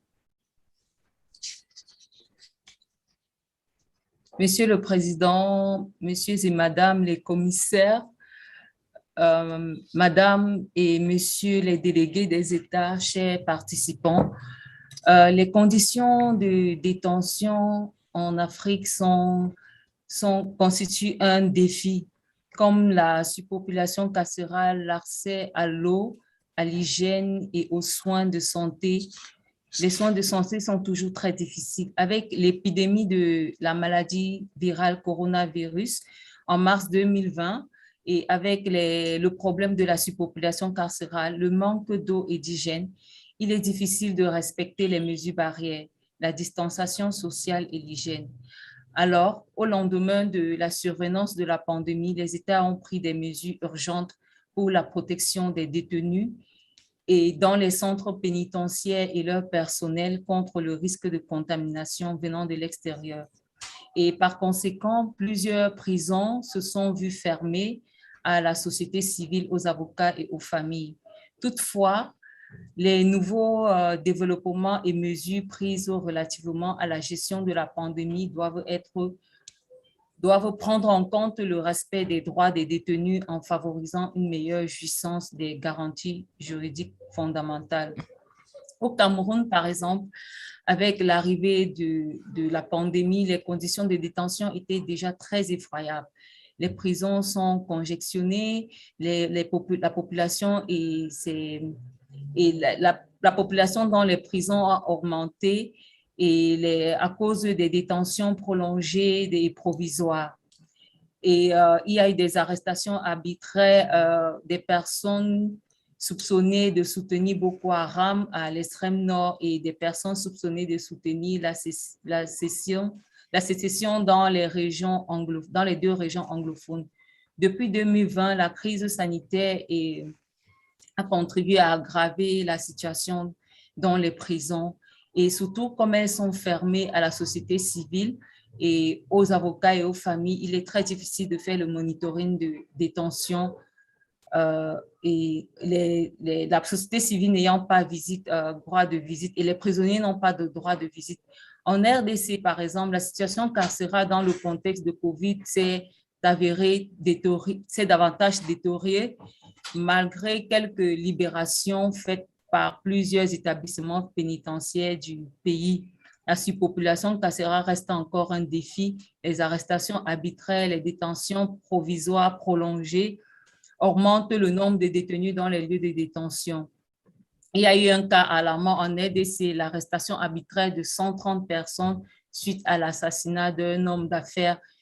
Et depuis lors, ils sont en détention provisoire et pas de jugement. Plusieurs enfants également continuent d'être arrêtés par les parquets militaires et puis transférés dans des prisons où ils cohabitent avec les adultes. Bon nombre de femmes également sont arrêtées, même pour des délits mineurs en état de grossesse et placées en détention dans des conditions inhumaines et contraires aux standards internationaux et régionaux, aux lignes directrices de Robben Island. Nous, au Soudan, les rapports indiquent que les prisons sont surpeuplées, ce qui rend presque impossible la distanciation. Avec le coup d'État du 25 octobre 2021, il y a eu des arrestations massives lors des manifestations, ce qui davantage a empiré les conditions de détention. Des rapports également indiquent qu'en raison des conditions de détention inhumaine, une femme a fait une fausse couche et 5 détenus testés positifs qui ne peuvent pas avoir accès aux soins de santé. Nous exhortons la Commission africaine des droits de l'homme et des peuples de prendre une résolution relative aux lieux de détention dans un contexte de crise sanitaire, à savoir, par exemple, dépénaliser les délits mineurs afin de décongestionner les prisons, demander la réouverture des prisons pour tous les États africains dont les prisons sont encore fermées, car si la restriction de l'accès aux lieux de détention en cette période de crise sanitaire peut se comprendre en tant que mesure d'urgence, elle doit en revanche être limitée dans le temps. Merci beaucoup, Madame Gaëlle Chouta, pour World Organization Against Torture. Nous avons pris bonne note de votre discours sur la question de la surpopulation carcérale, du manque d'eau en prison pendant la période de COVID-19 et des difficultés qu'éprouvent plusieurs États de respecter les mesures barrières dans les milieux carcéraux. Les prisons sont fermées aux organisations de la société civile et aux familles, rendant le monitoring de ces choses difficiles. Vous citez particulièrement quelques pays, le Cameroun, la République démocratique du Congo et le Soudan. Et votre recommandation est bien notée de savoir si la Commission africaine des droits de l'homme et des peuples pourrait, au cours de sa 69e session, voter une résolution sur les lieux de détention pendant la période du COVID-19. Nous avons un rapporteur spécial qui s'occupe des prisons, qui est l'honorable commissaire Manuela. Elle a pris bonne note et elle pourrait voir s'il y a lieu d'obtenir une résolution à cet égard.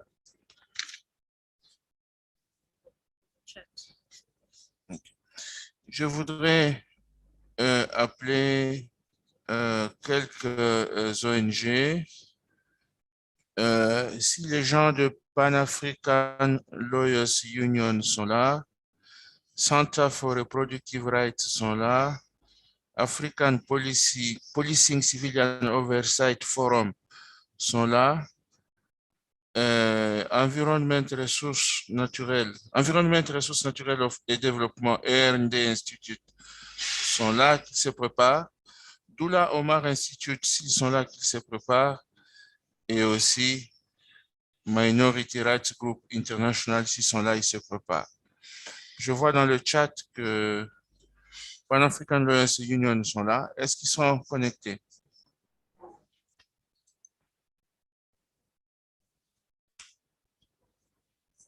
Pan-African Lawyers Union.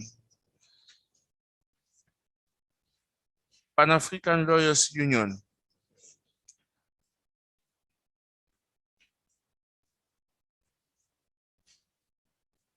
S'ils sont là, qu'ils prennent la parole.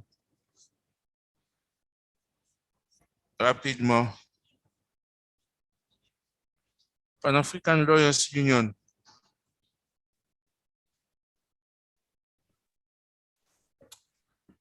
Vous avez 5 minutes. Honorable Chairperson, honorable members of the Commission. First of all, congratulations, Chairperson, for your election by your colleagues to lead us at the Commission. PALU congratulates the Commission generally on the successful commencement of its 69th ordinary session, which is held under the theme commemorating the 40th anniversary of the African Charter. This anniversary is a cause for celebration for us in Africa and for friends of Africa who are passionate about the promotion and protection of human rights in Africa. It gives us a chance to reflect on the progress that has been made since the adoption of the Charter in 1981. Honorable Chairperson, time being of the essence, PALU will make several comments on some of the pertinent issues currently affecting human and people's rights in Africa. One, on implementation of decisions. The Charter has successfully been litigated, not just before the Commission, but before various African courts and tribunals, resulting in several groundbreaking decisions.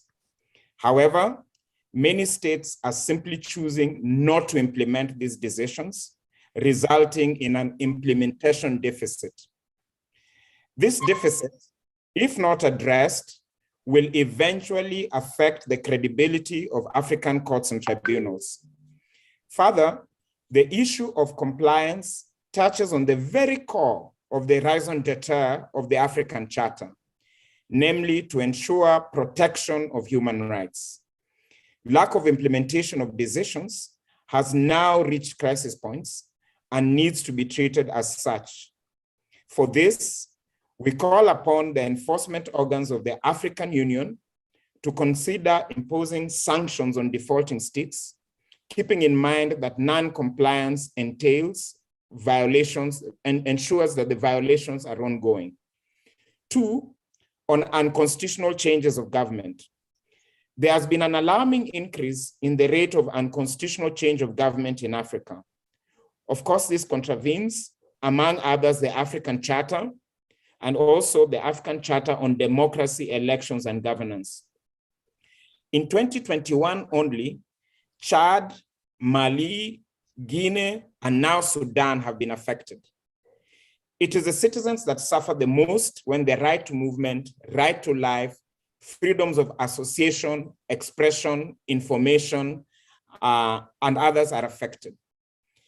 The position of the African Union on unconstitutional change of government is very clear and requires an uncompromising rejection of such unconstitutional changes, the immediate suspension of the government of the member state in question from the African Union, and the obligation to reinstate a democratic and legitimate government.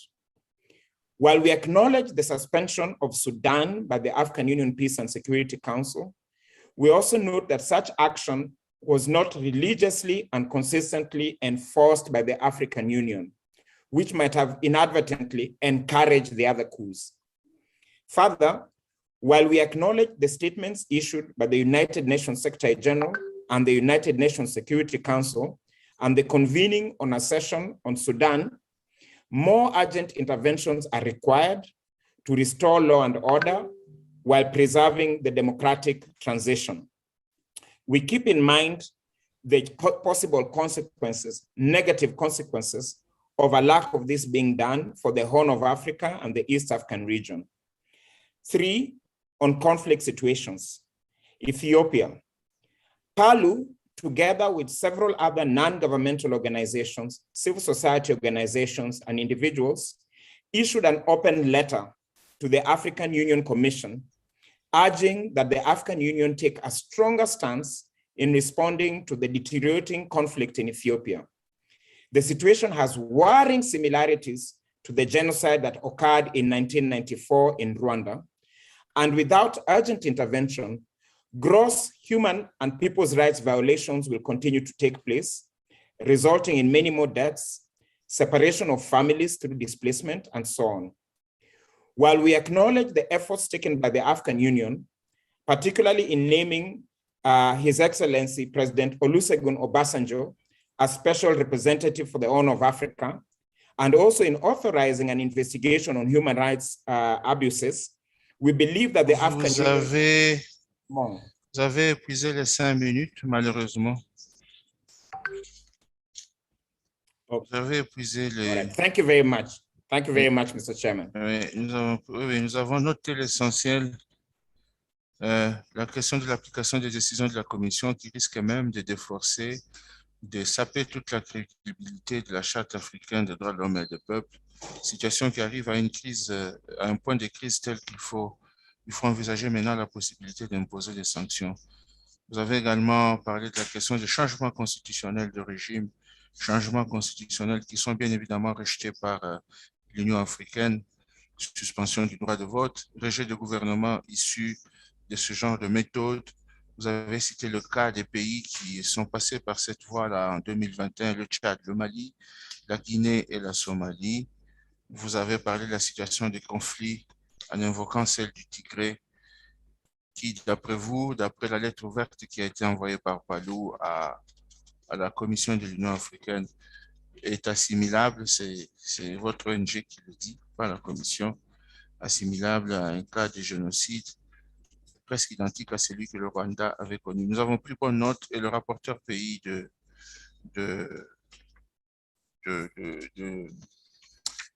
l'Éthiopie vous a bien suivi. La question de l'application des décisions et des changements constitutionnels également que vous avez soulevées, ce sont des préoccupations aussi de la Commission. Je voudrais passer la parole à Minority Rights Group International avant que nous ne puissions partir à la pause. Minority Rights Group International, avec un numéro de statut d'observateur 264. Jennifer Castello, qui va représenter l'organisation.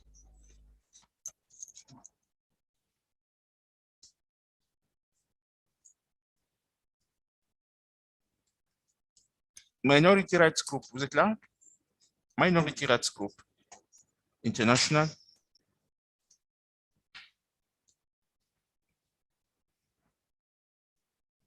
Ils sont perdus. Il n'y a pas de problème. Doula Omar Institute, numéro d'observateur, de statut d'observateur 334. Doula Omar Institute. Doula Omar Institute. Ils sont là? Si Doula Omar Institute est là, ils peuvent prendre la parole. Doula Omar Institute. Doula Omar Institute. Thank you. Doula Omar, vous êtes là? Christiane Peterson? Yes. May I go ahead? Yeah, you have 5 minutes. Thank you. Dear Honorable Chairperson and Commissioners, the Dalla Omar Institute for Constitutional Law and Human Rights welcomes the opportunity to make this statement. The Dalla Omar Institute engaged in research in Southern and East Africa on the use of emergency laws within the context of COVID-19, with a particular emphasis on criminal justice and human rights. In this regard, we make the following statement based on our key research findings. In our study of 5 African countries, namely Kenya, Malawi, Mozambique, South Africa, and Zambia, we found that the promulgation of COVID-19 measures, or the attempt thereto, introduced through emergency and other decrees, have restricted fundamental rights and freedoms and weakened the scope of parliamentary oversight. We are concerned that the promulgation of such measures, which increased state powers and provided for no or limited legislative oversight, opened the door for authoritarian creep. We therefore call upon African states to ensure that extraordinary events, such as public health crises, and any extension thereof, are subject to parliamentary oversight. We are aware that the gravity and exigency of the COVID-19 pandemic at the beginning of the lockdowns made public participation in the promulgation of measures difficult. But as the lockdown progressed and new data became available, which ameliorated the effects of the spread of the pandemic, we became increasingly concerned about the lack of public participation in the promulgation of subsequent measures, which must at least be thoroughly interrogated to affirm their reasonableness and justification. Under international human rights law, limitations of rights are permitted in certain circumstances. However, we are concerned about the use of force, killings, and torture meted out by police and military officers in the countries we reviewed in enforcing COVID-19 measures. This clearly constituted unjustifiable limitations of the right to life and the prohibition of torture. In Kenya and South Africa, the courts already ruled against the use of force by law enforcement agencies and called upon leadership to provide policing guidelines and operational procedures to its members in enforcing the COVID-19 measures. We therefore call upon states to ensure that their law enforcement officials are properly trained and equipped to comply with human rights standards in all circumstances, including public health emergencies, and that they are held accountable for human rights violations. Whilst measures have been taken to reduce the prison population in some countries to prevent the spread of the COVID-19, the remand populations likely have increased due to arrests for COVID-19 violations. We call upon the African Commission to encourage states to ensure that minor infringements of COVID-19 measures are not criminalized and that criminal records already imposed under COVID-19 related laws are expunged. Our study found that although the constitution and laws of each of the countries had some form of emergency measure provisions available, the term pandemic is not explicitly used. COVID-19 has therefore brought about the realization that pandemic-specific laws are necessary and should be included in the legislative and constitutional provisions. Looking ahead, it will be important to draw lessons from the COVID-19 pandemic period by examining the core problems countries experience in order to improve their pandemic preparedness. We therefore call on the African Commission, and particularly the focal point on human rights in conflict situations in Africa, tasked by Resolution 447 to consider observations and concerns in the development of guidelines on adhering to human and people's rights standards under the African Charter when declaring states of emergencies or disasters. I thank you.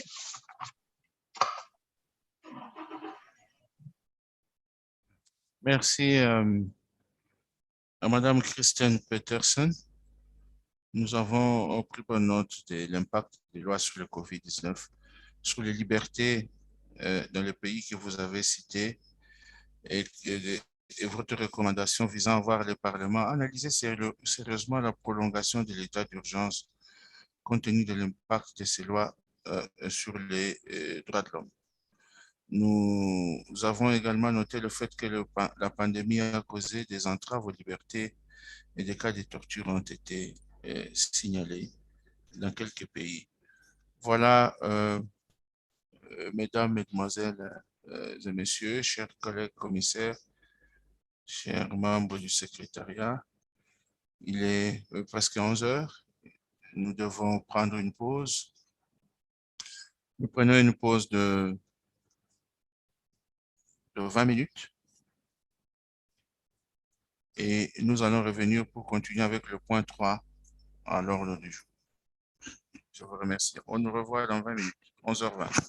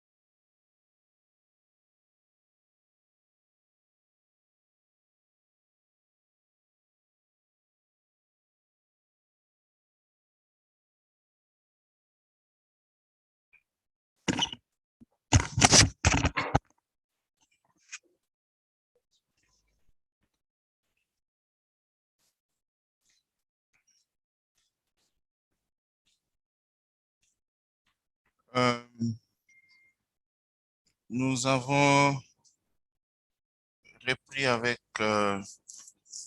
les travaux de notre deuxième journée. Nous allons continuer avec le point 3 sur la situation des droits de l'homme en Afrique. Je vais demander à Madame la vice-présidente Maya de continuer avec la liste des ONG.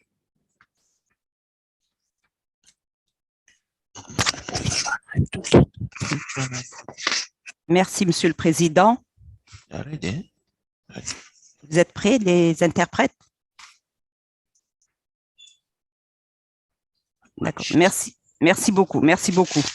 Voilà, donc nous allons reprendre la deuxième session de cette matinée avec le point 3. Je voudrais tout d'abord présenter mes salutations distinguées à l'ensemble des participants, puisque c'est la première fois que je prends la parole devant cette auguste assemblée.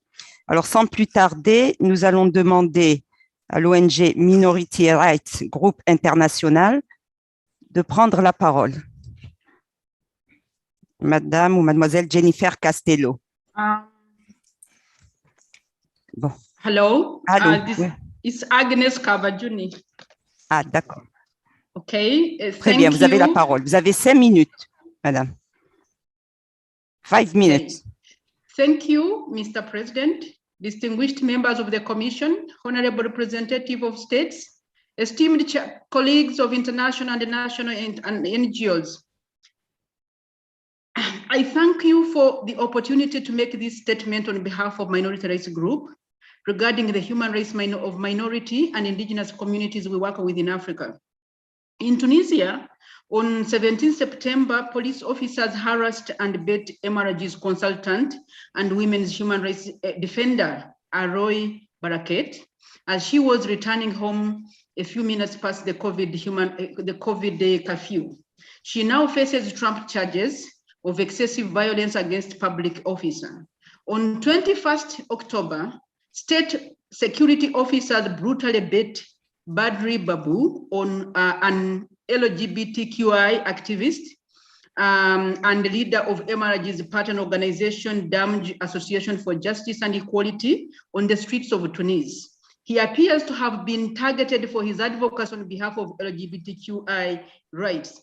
Both are waiting for the complaints they filed to be assessed and investigated by the competent authorities. These events underscore the shrinking space of civil society in Tunisia and the grave challenges that human rights defenders continue to face. In Egypt, we remain concerned over the government's crackdown and harassment of human rights defenders, including arbitrary arrests, detention, and forced disappearance. The authorities have also targeted women, human rights defenders, and campaigners against sexual violence with arrests, harassment, threats, and other reprisals, while failing to address pervasive gender-based violence, particularly against minority women. In Somalia, minority clan members and indigenous peoples, including Awer, the Bajunis, the Bravanese, the Bantu, the Ail, the Gaboy, and Tamal and Ibir, continue to experience daily and serious discrimination in all areas of life. The ongoing political uncertainty in Somalia has prevented progress at the federal level to amend the informally agreed power sharing structure, which awards half of all opportunities to minority clans compared to those available to the majority clans.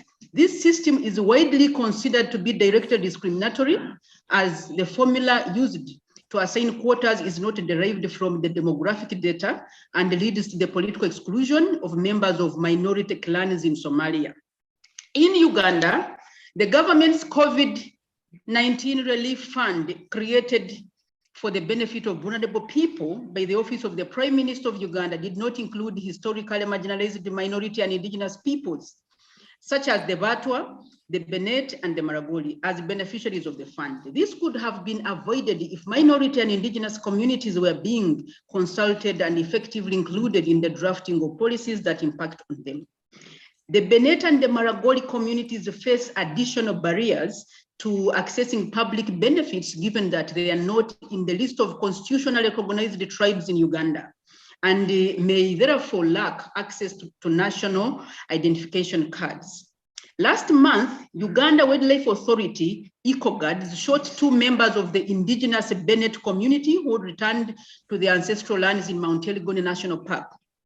Gilbert Mutai, aged 27, was shot and killed on the 6th of October while grazing his animals. Emmanuel Arap Kwok, aged 18, was shot and severely injured on 28th of October while crossing a road in the forest. Repeated acts of violence against members of the Bennett community by EcoGuards remain intractable problem despite the 2005 consent judgment holding the Bennett people right to remain in the ancestral lands. MRG regrets that in the rest of the region, state parties, including Democratic Republic of Congo and Kenya, continue to engage in a militarized form of conservation that result in death of indigenous peoples and the denial of their rights. This is concerning given that both honorable commissions ruling in the Ndoro's case and the African Court of Judgment on the Ogiek case clearly established that conservation... Pardon, madame, veuillez conclure, s'il vous plaît. Madame, veuillez conclure. Okay. I conclude with this recommendation: Kenya to take concrete steps to meaningfully implement Ndoro's ruling and the Ogiek judgment. Uganda to include indigenous peoples in the allocation of support for funding in context of COVID-19, and also to implement the 2005 Bennett consent judgment. The Tunisian authorities to drop charges against Aroy Barakate Commission, to commission independent and thorough investigation into the incidents that lead to the charges against her, and also the beating of Badri Babu. Egypt to immediately and unconditionally release anyone held for peacefully exercising their rights to freedom of expression, association, and assembly, and release any other detained arbitrarily, including those held in prolonged pre-trial detention without trial for possibility of challenging a lawful of their detention. Lastly, Somalia and all international and national organizations, including those of the African Union itself, to pay particular attention to members of minority clans communities who are at the risk of being left behind, and to call on the government of Somalia to redouble efforts to move ahead with election on the basis of the person or one person vote, given that existing power sharing formula directly discriminates against minority clan communities. I thank you for giving me the opportunity. Agnes Kavajuni, I remind. Oui, merci beaucoup. On va revenir sur la liste des INDH. Il y a la Commission for Human Rights and Good Governance of Tanzania. Le numéro d'affiliation, c'est 14. J'appelle Mathieu Mwaimu. Est-ce qu'il est là? Mathieu Mwaimu. Commission for Human Rights and Good Governance of Tanzania. INDH. Étienne, vous avez 5 minutes. Vous avez 5 minutes. Mathieu Mwaimu.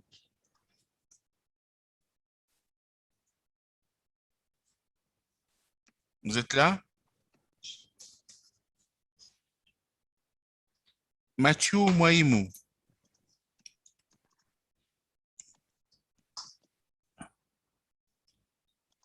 Commission for Human Rights and Good Governance of Tanzania.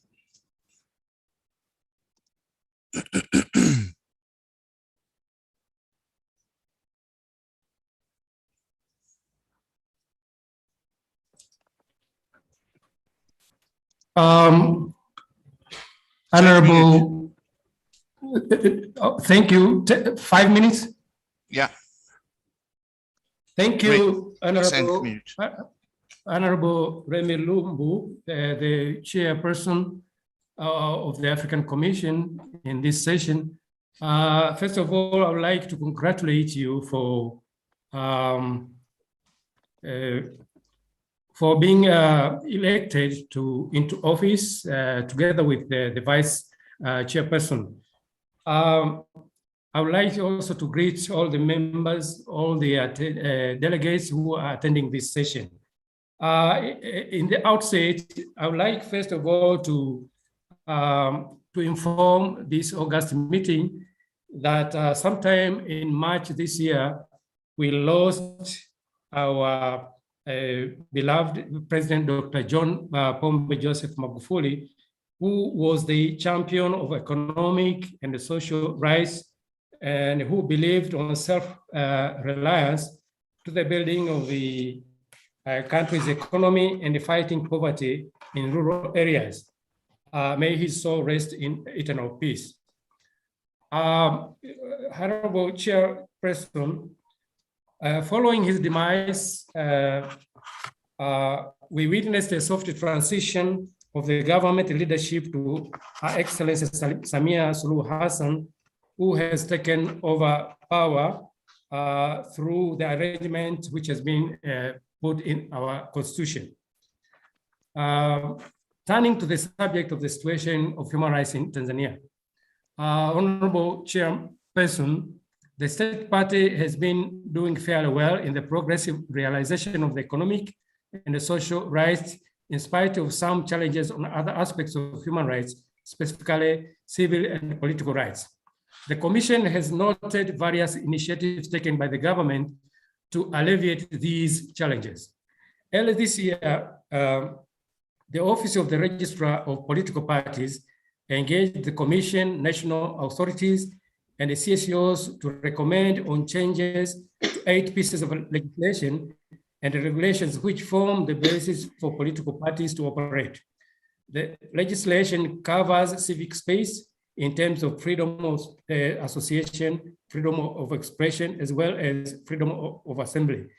That initiative was followed by an invitation by the Registrar of Political Parties to key stakeholders, including the Commission, political parties, and the police force, to a panel for discussion concerning the overall political situation in the country.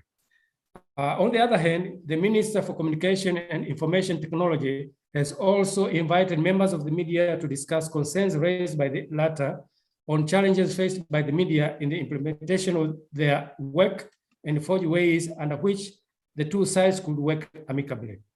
The Commission views these initiatives as a constructive way towards resolving the current challenges that are seen as restricting the fully enjoyment of freedom of expression, freedom of assembly, and freedom of association through dialogue.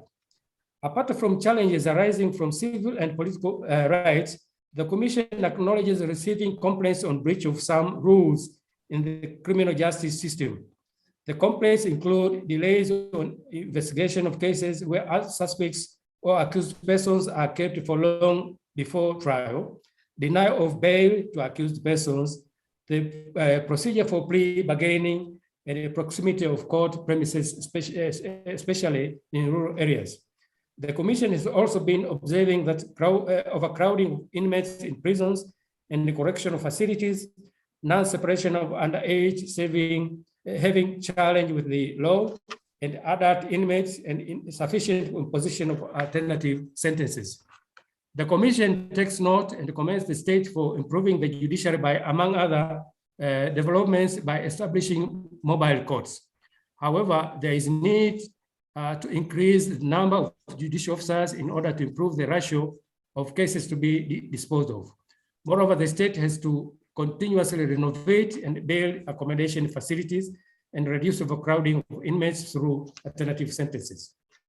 Another notable development in Tanzania is about the initiative taken by both NANRI and in collaboration with our Commission and the government towards the implementation of the Marrakesh Declaration of 2018 on human rights defenders. Although that declaration sets out the commitments to be undertaken by the national human rights institutions on promoting and protecting the rights of human rights defenders, the state has been working hand in hand with both NANRI and the Commission in producing and implementing the declaration. In this respect, 2 training sessions on capacity building for staff and technical experts, as well as for senior officials. Merci beaucoup. Yes. Vous avez épuisé les 5 minutes. Je vous remercie parce que vous avez épuisé les 5 minutes. Oh, alors, nous vous remercions de votre discours et nous avons pris bonne note des éléments que vous aviez indiqués, mais nous en profitons pour également renouveler les condoléances de toute la commission suite au décès du champion des droits économiques, sociaux et culturels, Dr Magufuli John. Nous retournons à la liste des ONG. Tout à l'heure, nous avions appelé, je pense, Minority Rights Group International. Est-ce qu'ils sont là? Minority Rights Group International? Already? OK, je vais appeler Environment Resources Naturelles. Environnement, ressources naturelles et développement. Environnement, ressources naturelles et développement. RND Institute. Je voudrais appeler numéro de statut d'affilié, plutôt numéro de statut d'observateur 498, Justin Shiba Sengay. Environnement, ressources naturelles et développement. Vous êtes là? Environnement, ressources naturelles et développement.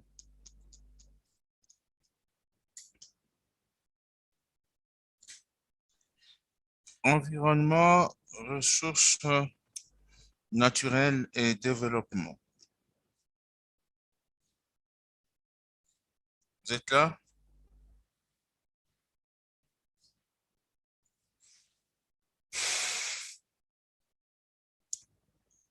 Et toi, ils sont là?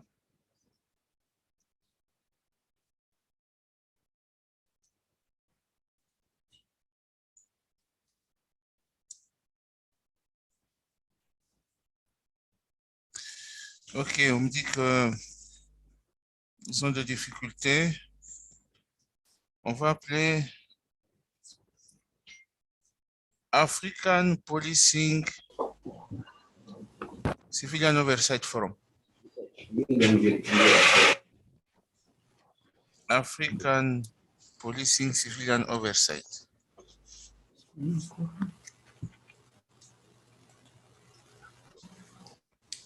Louise Edwards. Allô? Vous êtes là? Allô? Allô? Allô? J'ai appelé African Policing Civilian Oversight Forum. Ils sont là? Oui, mais ils vont rappeler certainement. Mais ce que je vois, c'est Justin Shiba. Donc, je retourne dans ce cas-là à Environnement, Ressources naturelles et Développement. Attendez, madame. Good afternoon. Apologies Attendez d'abord. if I can be heard. Allô? Environnement, Ressources naturelles et Développement. Justin Shiba, vous êtes là? Allô? Oui, nous sommes là, Président.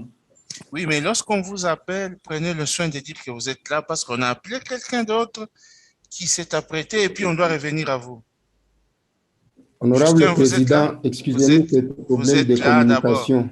Vous êtes là? Oui, nous sommes là. Nous sommes là, Président. Je vous donne 5 minutes. Et puis, on va Merci, passer à honorable. African Policing Civilian Oversight Forum. Honorable Président, honorable commissaire, Excellences représentants des États en vos qualités respectives, Mesdames et Messieurs les représentants des organisations africaines internationales, dans la province du Kivu, nous sommes en République démocratique du Congo. Les Batois ont habité depuis longtemps ce qui est devenu aujourd'hui le parc national de Kahuzi-Biega. Ils sont détenteurs de savoirs endogènes très favorables à la conservation de la nature et la protection des forêts. Et par le fait même, ils participent donc à la lutte contre le changement climatique. Mais malgré tout cela, nous nous rendons compte que leurs droits ne sont toujours pas reconnus comme il se devait. Là où ils sont allés dans les villages d'accueil, ils sont toujours victimes d'expropriation et de dépossession de leurs portions de terre. Les Batois victimes de l'expulsion du parc national de Kahuzi-Biega attendent avec beaucoup d'intérêt, Monsieur le Président, la décision de la Commission qui pourra les amener à être reconnus par la République démocratique du Congo à ce que ce pays va reconnaître et garantir leurs droits traditionnels conformément à la charte africaine. C'est depuis maintenant plus d'une cinquantaine d'années qu'ils sont estimés à 20 000, dispersés par-ci, par-là, et actuellement, ils vivent des conditions déplorables parce qu'il n'y a pas d'accès à la terre, pas d'accès aux ressources naturelles, pas d'accès même aux services sociaux de base, notamment la santé, l'éducation, l'habitat et l'emploi. À ces conséquences, des violences sont en train d'être enregistrées pour le moment, lorsque nous sommes en train de vivre des combats qui sont menés par l'armée loyaliste dans le but de pouvoir maintenir l'autorité de l'État sur toute la République. Et cela, ce n'est pas le périmètre du parc national Kahuzi-Biega.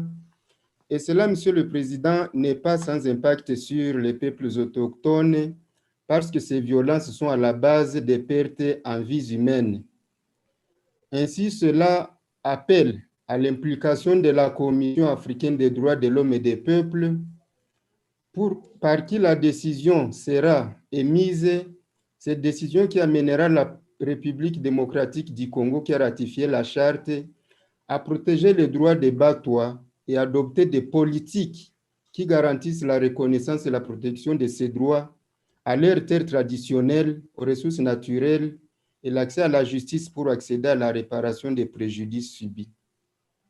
Il vous rappellera, Monsieur le Président, que depuis déjà plus d'une décennie, les Batois du PNKB ont déposé leurs plaintes dans les instances judiciaires de la République démocratique du Congo et jusqu'à aujourd'hui, leurs plaintes se trouvent à la Cour de cassation sans suite. Étant donné que c'est la plus haute instance du pays, ils se sont sentis qu'ils n'étaient pas encore établis dans leurs droits. L'excès du délai a fait qu'ils saisissent les mécanismes régionaux à travers la communication 588/15. Depuis cette décision, et que donc, depuis la 64e session, nous avons été très contents que la Commission rende une décision de Monsieur Justin, Ainsi, honorable président, Monsieur Justin, Monsieur Justin, vous venez de dépasser les 5 minutes. La Commission tient à vous remercier pour votre discours et la plus bonne note de la situation du Batois. Vous avez fait la même déclaration la fois passée à la 68e session. Les Batois de la RDC qui sont détenteurs de savoirs traditionnels et vivant aujourd'hui de manière dispersée dans le parc de Kahuzi-Biega. Et ils ont besoin de la décision de la Commission qui va reconnaître leurs droits. Vous appelez également le gouvernement de la RDC à adopter des politiques publiques favorables à la protection des droits fondamentaux des Batois. Je vais retourner la parole à la vice-présidente pour qu'elle continue avec la liste des ONG. Merci, Monsieur le Président. Alors, je vais appeler l'ONG Collectif des associations contre l'impunité au Togo, CACIT. Donc, je répète, Collectif des associations. Vous êtes là? Oui, nous sommes là, madame. Nous sommes là. D'accord. Vous avez la parole, 5 minutes, s'il vous plaît. Bonjour, madame.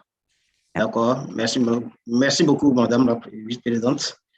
Monsieur le Président, messieurs et mesdames les commissaires, mesdames et messieurs les délégués des États, chers participants, chers collègues des organisations de la société civile, le collectif des associations contre l'impunité au Togo, CACIT, et l'OMCT et ses partenaires en Afrique du réseau SS Structure et l'Alliance pour l'Université des droits de l'homme, le Center of Human Rights du Cameroun,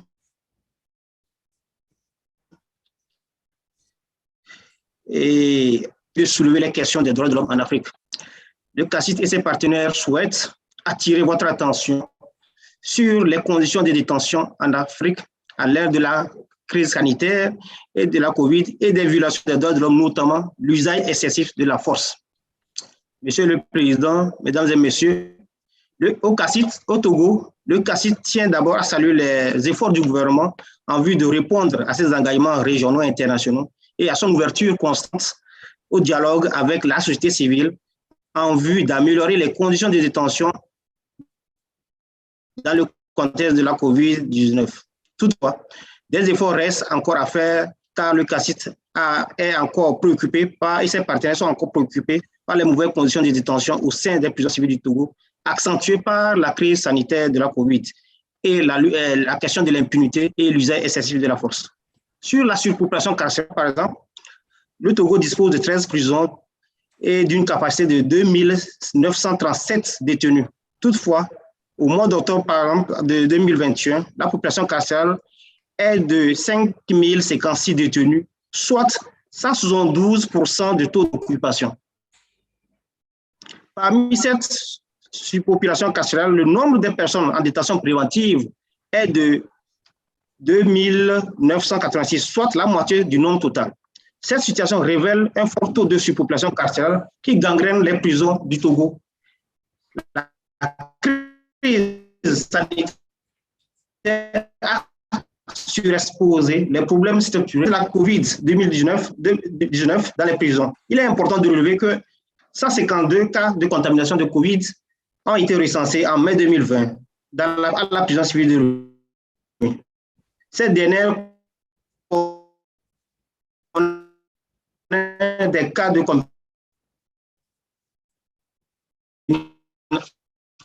contamination, soit 103 de soit respectivement 31 entre le mois de septembre et octobre 2021 et un cas en septembre 2021. De plus, au sein de la prison civile de Thiévié, qui est érigée en un centre hôpital pour accueillir les détenus atteints de la COVID, en dehors du personnel de la santé, le personnel d'administration pénitentiaire manque de matériel de protection contre le virus. Sur la torture et autres peines ou traitements cruels, inhumains ou dégradants, ainsi qu'aux décès liés dans les prisons, il y a lieu de relever que du 7 janvier 2003 au 2020, 37 personnes, notamment les membres du Parti panafricain, ont été considérés comme appartenant au groupe Tiaga Revolution, ont été arrêtés et gardés au camp de groupement d'intervention de la police, au secret, avant d'être déférés à la prison civile de Lomé. Ils ont été accusés d'atteinte à la sûreté intérieure de l'État et autres crimes. Elles ont affirmé avoir été encagoulées pendant leur interpellation et avoir subi des actes de torture et de mauvais traitements. Il y a lieu de rappeler également que dans le contexte de la crise coronavirus, le chef de l'État a décrété l'état d'urgence sanitaire pour une période de 3 mois en 2020. Dans le même temps, il a été instauré un couvre-feu et une force spéciale antipandémie chargée de faire le suivi de la mise en œuvre des mesures prises par le gouvernement. C'est durant ce couvre-feu que plusieurs cas de violation des droits de l'homme ont été enregistrés, notamment des actes de torture, de mauvais traitement et des cas de décès. Aucune enquête n'a à ce jour été aboutie pour situer les responsabilités. Au Cameroun,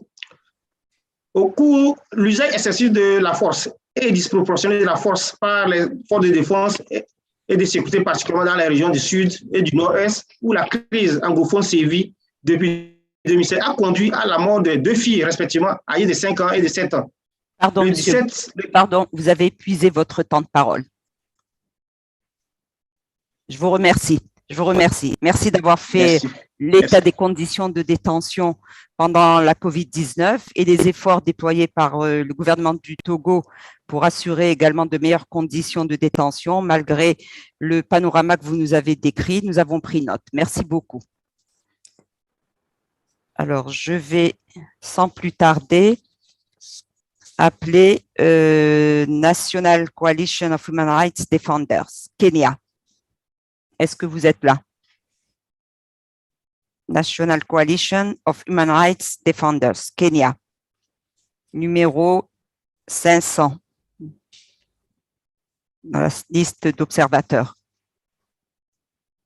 Est-ce que vous êtes là? Étoile, non. Alors, je vais appeler sans plus tarder. Equality, no, c'est bon. Alliance for Africa. Numéro 235. Vous avez la parole. non. Non, vous n'êtes pas également en ligne. Alliance, oui, for Africa. Ils ne sont pas là. Je vais donner la parole éventuellement à African Policing Civilian Oversight Forum. Madame Louise Edwards, vous êtes là. Oui, vous avez la parole. Vous êtes là. D'accord, vous avez la parole, 5 minutes. Merci. Thank you, Honourable Commissioner, all protocols observed. The African Policing Civilian Oversight Forum welcomes the opportunity to make this statement. It focuses on the issue of the decriminalisation of petty offences in Africa and draws on the work of the campaign to decriminalise petty offences, of which ACHPR is a member. And the campaign is a coalition of 36 NGOs and NHRIs advocating on this issue. As the Commission's own principles on the decriminalisation of petty offences recognise, petty offences have the effect of punishing, segregating, controlling and undermining the dignity of people on the basis of their socio-economic status and raise significant human rights concerns. The principles and their implementation focus very much on issues around equality and non-discrimination, freedom from ill treatment and arbitrary arrest. So while the criminalisation of petty offences does have a criminal law focus, there is also a significant socio-economic impact that cannot be ignored. This aspect is important as individuals require access to socio-economic goods in order to live a life consistent with human dignity and in order to reach their full human potential. This is necessary as under vagrancy-related offences, individuals in situations of homelessness who are moved on or evicted by authorities and often violently are unable to perform life-sustaining activities in public spaces. This often has implications for their capacity to enjoy family and community life, and they suffer violence and harassment by law enforcement officials in these move on or clearing out or eviction processes. It also limits their access to social security and critical services such as healthcare. And it also raises issues around socioeconomic exclusion and spatial justice. We call on the Commission to continue its work to promote implementation of the principles with a particular focus on encouraging state parties to implement the principles, not only to support police and justice reform, but to address the root causes of poverty. And we further call on the Commission to remind states about the principles and guidelines on the implementation of economic, social and cultural rights, and in particular that states should be encouraged to remember and recognise the human rights are all indivisible, interdependent and interrelated. I thank you. Merci beaucoup d'avoir respecté le temps qui vous a été imparti. Merci également d'avoir évoqué les problèmes liés à la décriminalisation et surtout avoir mis l'accent sur la nécessité de porter un regard beaucoup plus approfondi sur ce que j'appellerais les droits économiques, sociaux et culturels. Merci beaucoup. Alors, nous allons revenir aux institutions nationales des droits de l'homme et je vais donc passer la parole à Zambian Human Rights Commission, la Commission zambienne des droits de l'homme. Est-ce que vous êtes là? Oui. Vous avez la parole. Zambia Human Rights Commission. Allez-y, vous avez la parole si vous êtes en ligne. Yes, thank you, Chair. Honorable Chairperson of the African Commission on Human and People's Rights, allow me to congratulate you and your Vice Chair on your election into office. Honorable Commissioners of the African Commission on Human and People's Rights, representatives of sister human rights bodies of the African Union, representatives of state parties, national human rights institutions, and civil society organizations, distinguished ladies and gentlemen. It is an honor and privilege to be part of the 69th Ordinary Session on the African Commission on Human and People's Rights and make a statement as a human rights institution in Zambia. The struggle to make human rights at the center of development remains a challenge in Zambia. The coronavirus pandemic has starkly brought the link between human rights and development to the fore.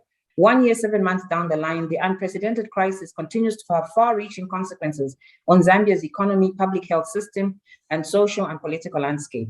The Zambian government has put in place and continues to implement interventions to counter the negative impact of COVID-19.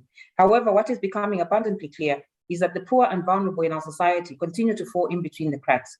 Of emerging importance and concern is the increase in the number of people falling into the bracket of vulnerability, owing to the sharp increase in inequality and poverty. The partial lockdowns have been targeted at sectors which have the majority of women working in them, such as hospitality and tourism, informal and service sectors, leading to women and children being adversely affected by the pandemic. In line with its mandate, having received increasing number of complaints relating to labor and employment rights, the Commission launched its advisory on COVID-19 and the rights of employees to contribute to national efforts to address workers' rights in the context of COVID-19 by reiterating the obligations of the state to protect and the employer's responsibility to respect workers' rights. Honorable Chairperson, 2021 was momentous for Zambia as yet again the country was put to the test. The time leading up to the 2021 presidential and general elections was challenging and tense, owing to the high levels of competitiveness of the said election.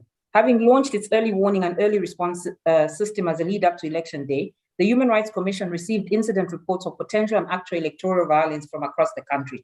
The types of incidences ranged from physical assault and harassment, destruction of billboards and posters, electoral malpractice, destruction of property, discharge of firearms, burning of property, and closure of social media on election day. It is important to note that most of the reported cases were perpetrated by persons affiliated to the then ruling party, the Patriotic Front, which stood at 51%, followed by the now ruling party, the UPND, which stood at 37%. The voting day was relatively calm with very few incidences of violence. The violence reported most related to mob incidents on people suspected of trying to manipulate the voting process. Some of these incidences were extremely violent and resulted in death. 2 people died in Solwezi, Mr. Kungo and Mr. Chihili, when mobs attacked them on the suspicion of carrying pre-marked ballot papers.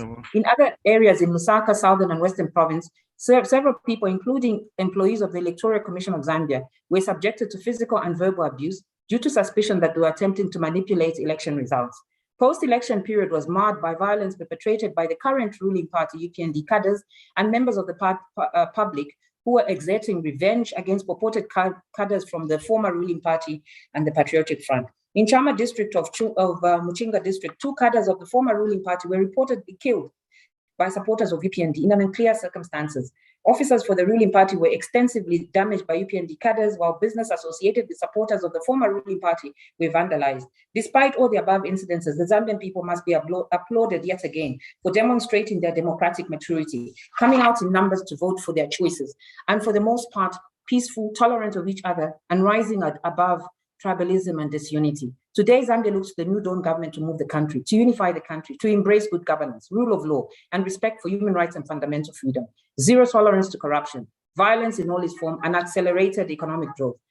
All the while whilst responding to the COVID-19 pandemic in a way that puts people at the center of all interventions, leaving nobody behind. In this regard, the Commission looks to the new Dawn government as before, during the campaigns and after elections.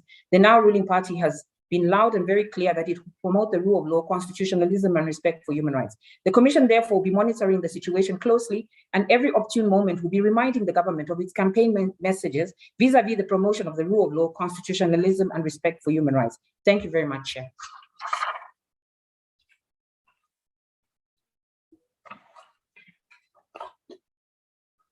Merci beaucoup, Madame la représentante de l'INDH de la Zambie. Merci également d'avoir commencé votre intervention par ce que j'appellerais un principe essentiel, mettre les droits de l'homme au centre du développement, et d'avoir insisté également sur la nécessité de prendre en considération la situation des populations vulnérables et des effets négatifs de la COVID-19 sur un ensemble de populations telles que les femmes.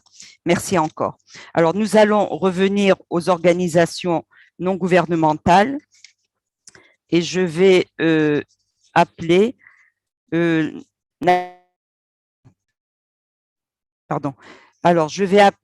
l'ONG National Coalition of Human Rights Defenders, Kenya. Est-ce que vous êtes en ligne? Numéro 500, statut d'observateur.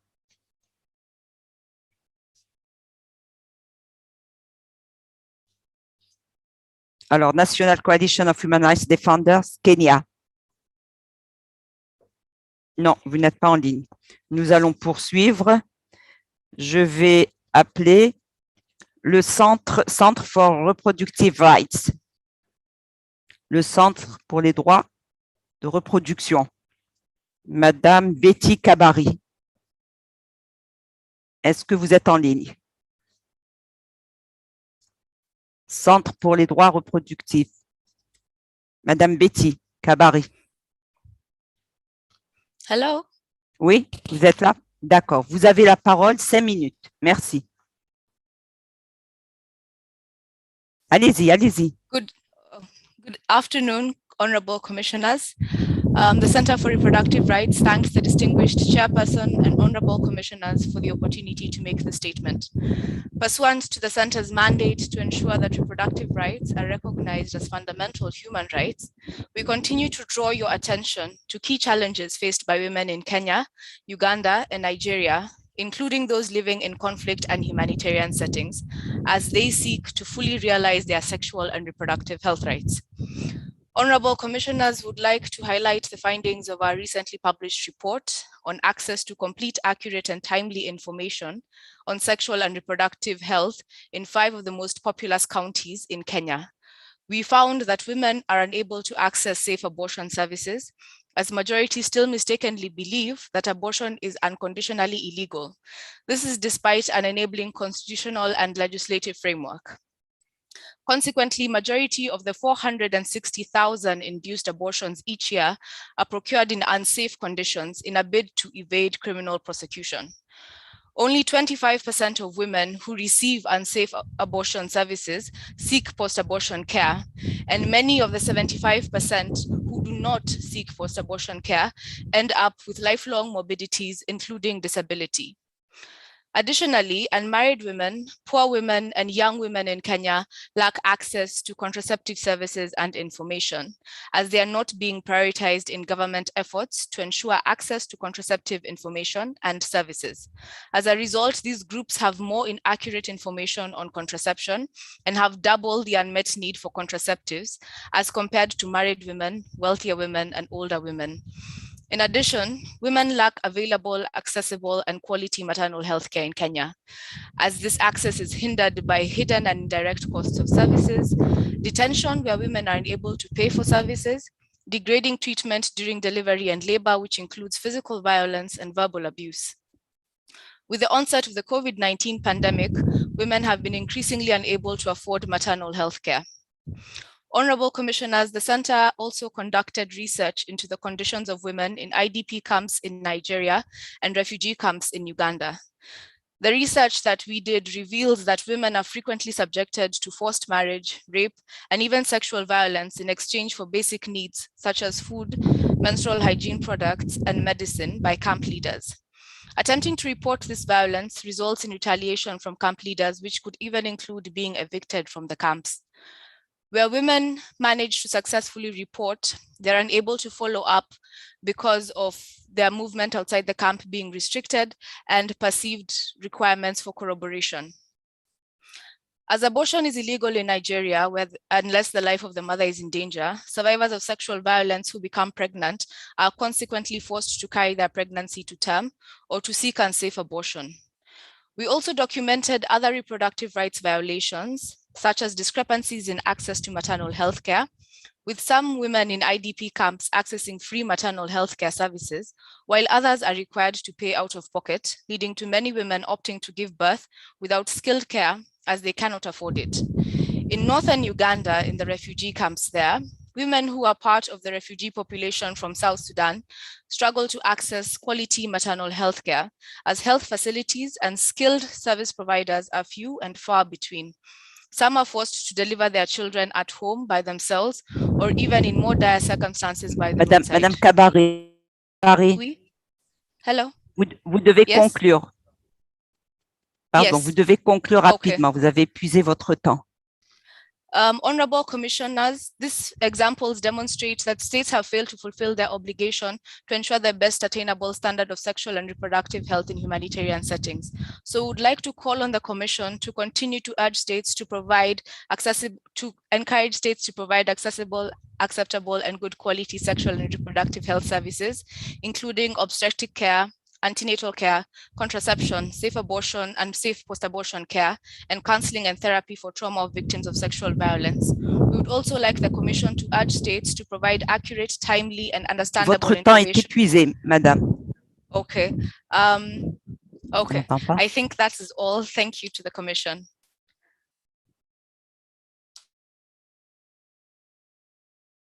Merci beaucoup, merci beaucoup. Merci beaucoup. Merci d'avoir évoqué la question épineuse des droits de la reproduction. Et c'est un point sur lequel la Commission africaine s'est penchée lors d'un panel l'année dernière. Et nous avons eu effectivement de nombreux témoignages sur le manque d'accès des femmes et des jeunes filles aux droits de la contraception, mais également au droit d'accès aux soins. Merci beaucoup. Nous avons noté également ce que j'appellerais la situation de vulnérabilité que vivent les personnes déplacées par rapport justement aux violences sexuelles, par rapport aux disparités dans l'accès de ces personnes à la santé maternelle. Merci beaucoup. Alors, je vais continuer la liste des organisations non gouvernementales. Alors, je vais appeler International Service for Human Rights. Est-ce que vous êtes en ligne? Oui. Allez-y, vous avez la parole. International Service for Human Rights. Madame Adélaïde Etong Kame.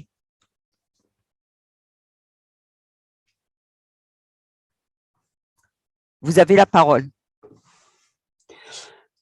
Monsieur le Président, honorable commissaire, État parti, chers délégués. Permettez-moi tout d'abord de féliciter le nouveau bureau dans la prise de ses fonctions.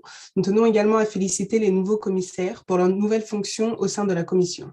Nous nous réjouissons d'ores et déjà de pouvoir travailler avec eux sur certaines des problématiques les plus importantes pour la garantie de l'état de droit et de la protection des droits humains en Afrique.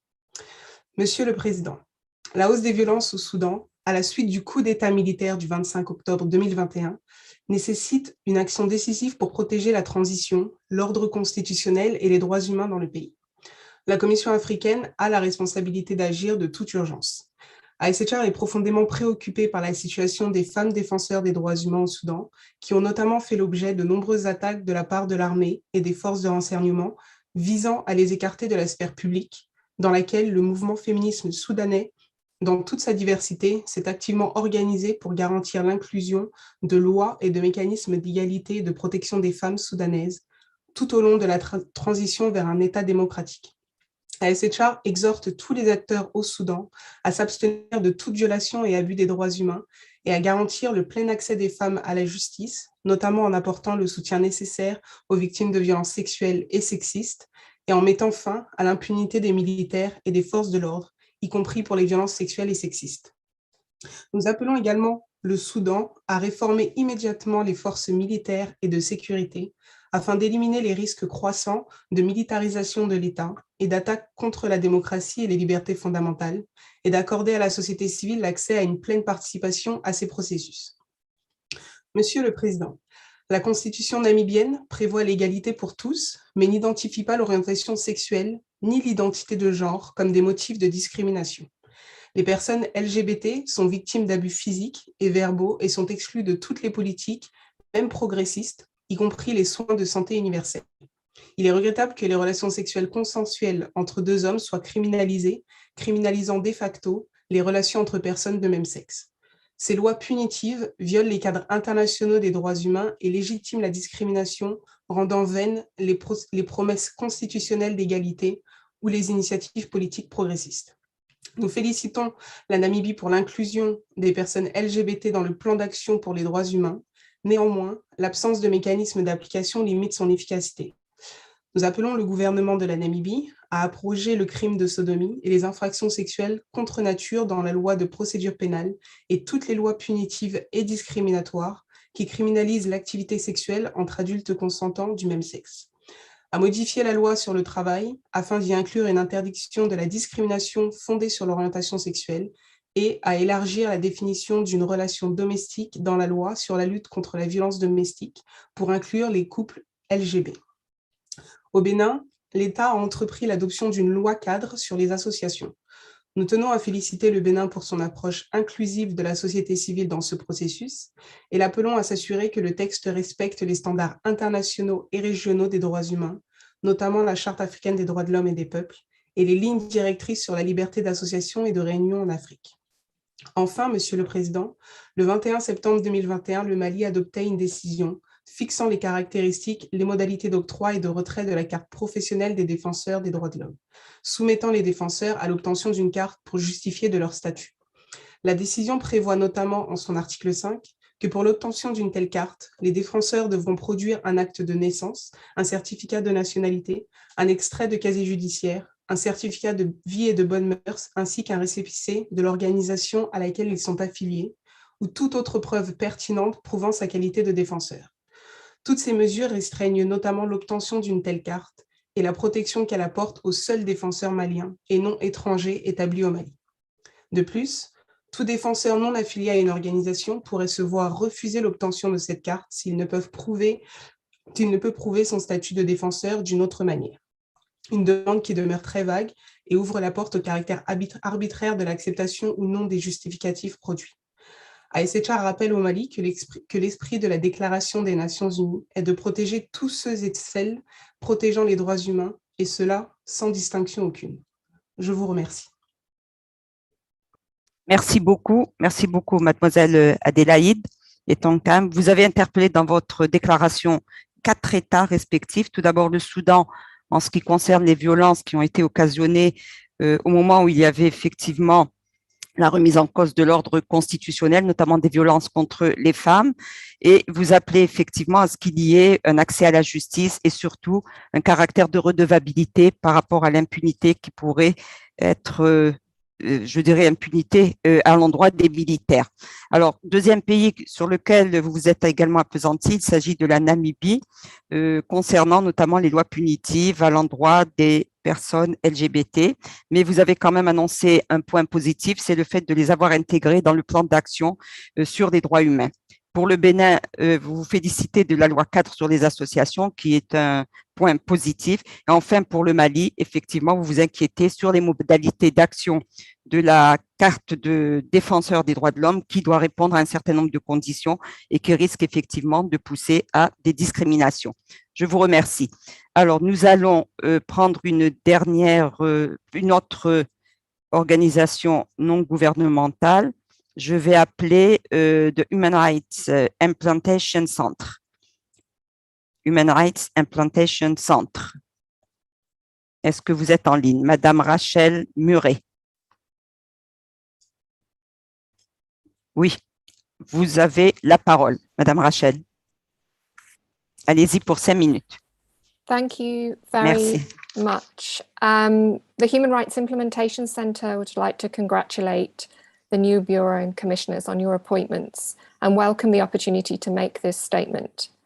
As the Commission is aware, we've been conducting research in collaboration with the University of Pretoria's Centre for Human Rights, tracking implementation of decisions not only of the African Commission, but also those of the African Court, UN and other regional treaty bodies. We produced various outputs, including a reparations guide for states on how to implement decisions. We welcome the attention paid to implementation of decisions by the Commission in its meetings in Dakar and Zanzibar in 2017 and 18, and a panel devoted to discussing the issue at its 63rd session. We also note greater specificity in the latest reparations sections of the decisions and for the calls from the Commission for states to nominate focal points. We'd like to draw the Commission's attention to 2 key issues. Firstly, the Commission is aware of our finding that there is a lack of visibility at national, regional and international levels of what action has been taken to implement recommendations in decisions, and that this can create the impression that the Commission, states, complainants or others are not doing anything or that they don't have an interest in doing so. A government may not necessarily be aware of how the Commission monitors its own decisions, and it is apparent that there is a low level of awareness of decisions and the mandate of the Commission at a number of levels within government, including within the Ministry of Foreign Affairs, among the judiciary, parliament, and the public. Indeed, some government officials that we spoke to in some of the cases we examined did not know about the decision. And even if they did not know whether the decision had been implemented or not. We've also found that it's not clear whose responsibility it is to start the implementation process at the national level, the government, or indeed the victim or their lawyer. And we've also found it's not clear exactly who is informing whom in government. There's often no defined line of responsibility at the national level. And while there may be a national mechanism for implementation, reporting, and follow-up in a number of African states, these may not always have the mandate to drive implementation forward or have transparent methods of working.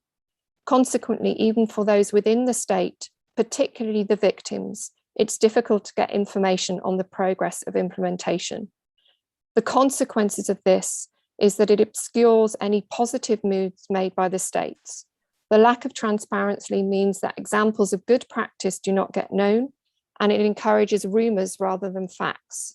But crucially, victims are often unclear as to where they should go and whom to approach to find information on the progress of reparations. We would respectfully encourage the African Commission to first have a standard paragraph in each of its decisions on the merits and the reparations section for the state to publish the decision at the national level, akin to the approach adopted by the African Court, as well as to identify the key ministry responsible for coordinating implementation and for getting in touch with the victims. It should also require states to publish detailed information on a regular basis on a government website, in the media and social media on the measures taken by the state to implement the decision. Secondly, the Commission should require the state to create a database which is both internally and externally facing, which is updated regularly and lists against each of the reparations in the decision, the measures taken by the state to implement it, and the line ministry responsible. And there are numerous examples of such databases which can be used. And finally, for the state to create opportunities for dialogue with the victims, litigants, national human rights institutions, and civil society to discuss and share information to assist implementation of decisions.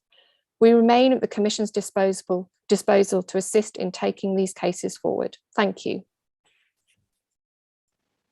Merci beaucoup, Madame Rachel Muret. Vous avez évoqué ici des problèmes sur lesquels nous avions eu à discuter il y a de cela quelques années, puisque nous avions déjà organisé, si vous vous souvenez, 2 séminaires à l'endroit des différentes régions d'Afrique sur la question justement de la mise en œuvre des décisions et recommandations de la Commission africaine des droits de l'homme et des peuples. Alors là, effectivement, vous exhortez les États de mettre en place peut-être des mécanismes d'application, mais il me semble que pour pouvoir mettre en place ces mécanismes d'application et également développer un plaidoyer autour de l'application des décisions et recommandations de la Commission, il faudrait également que nous puissions nous-mêmes compter sur les relais que sont tout d'abord les institutions nationales des droits de l'homme et également les organisations de la société civile qui pourraient servir de ce que j'appellerais de plaidoyer autour des institutions gouvernementales afin de prendre en charge les différentes décisions et recommandations. Merci encore pour vos réflexions. Alors, nous allons poursuivre la liste des organisations non gouvernementales. Alors, j'ai également ici ACHPR Development Programme, Daniel Kobe. Est-ce que cette ONG est en ligne? Numéro 426, statut d'observateur. ACHPR Development Programme. Non. Je vais suivre. Alors, l'ONG ACHI, HAKI, Humanity, Action, Knowledge, Integrity, Africa. Numéro 519. Est-ce que cette association est en ligne? Madame ou Mademoiselle Zaina Kombo? Non plus. Non. Alors, je vais poursuivre. AIDS and Rights Alliance for Southern Africa. Oui. vous êtes là, donc prenez la parole, s'il vous plaît. Vous avez 5 minutes. Monsieur ou mademoiselle Ejin Kim. Thank you very much. Thank you very much, Honorable Chair, Honorable Commissioners, State Delegates, representatives of NHRIs, members of civil society organizations. The AIDS and Rights Alliance for Southern Africa welcomes the opportunity to address the Commission. The AIDS and Rights Alliance for Southern Africa, together with the International Drug Policy Consortium, the Africa Network of People Who Use Drugs, and the African Policing Civil Oversight Forum, would like to draw the Commission's attention to the human rights impact of the criminalization of drug use and possession for personal use. Evidence has shown that criminalization drives systemic violations of several rights enshrined in the African Charter, including the right to be free from torture or ill treatment, the right to be free from arbitrary arrest and detention, and the right to health. Despite this, a vast majority of countries in the African region continue to criminalize people who use drugs. While criminalization has done nothing to stop drug markets, it contributes significantly to the violence faced by people who use drugs, many who live in poverty, including by state actors such as law enforcement. Criminalization further creates a barrier to access critical health and harm reduction services. Fear of policing and incarceration drives people who use drugs away from life-saving health services, increases their vulnerability to illnesses such as HIV and AIDS and other health issues connected to drug use. The goal of decriminalization is to end the punishment and stigmatization of people who use drugs. It seeks to create an enabling environment in which people who use drugs can access services and support without fear of stigma, arrest, and detention. In July this year, the UN Working Group on Arbitrary Detention recommended that all countries decriminalize drug use and possession for personal use, as criminalization is often deployed in a discriminatory way and is not an appropriate response to drug use. Also, the UN Committee on Economic, Social, and Cultural Rights has recommended on several occasions that states decriminalize people who use drugs as a key measure to uphold the right to health. Currently, over 30 countries globally have adopted some form of decriminalization, including South Africa, Ghana, Liberia, and Mauritius.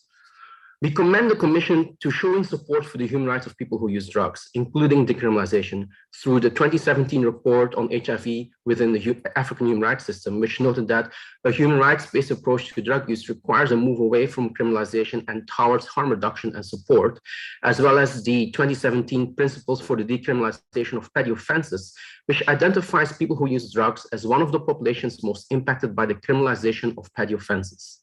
As a number of initiatives to reform drug law grows, it is absolutely critical that the Commission continues to explicitly support the decriminalization of drugs use and possession for personal use.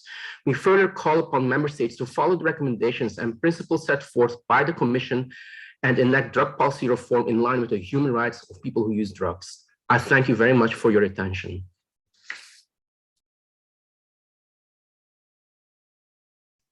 Merci beaucoup d'avoir respecté le temps de parole. Merci également d'avoir évoqué, encore une fois, la problématique de la situation des lieux de détention. Et également, vous avez pointé du doigt surtout le fait que les États n'arrivent pas encore à mettre en place des mécanismes pour mettre fin au phénomène, notamment de l'utilisation de la drogue dans ces lieux. Encore une fois, merci pour votre déclaration. Alors, nous allons appeler maintenant l'ONG Underworld's Welfare Council, numéro 448. Est-ce que vous êtes en ligne? Underworld's Welfare Council. Eric Kimalit. Non. Je vais donc passer à l'African Center for Democracy and Human Rights Studies. Monsieur Nedji Moulay Lassen, est-ce que vous êtes en ligne? African Center for Democracy and Human Rights Studies. Non plus. Nous allons appeler le Centre d'information et de formation en matière de droits humains en Afrique, le CIFDA. Vous êtes en ligne, vous avez la parole. Monsieur Ali Kagambega. Allez-y. Oui, bonjour, j'espère que vous m'entendez. Oui, oui, très bien, allez-y. Vous avez 5 minutes pour votre intervention. D'accord, merci bien pour la parole.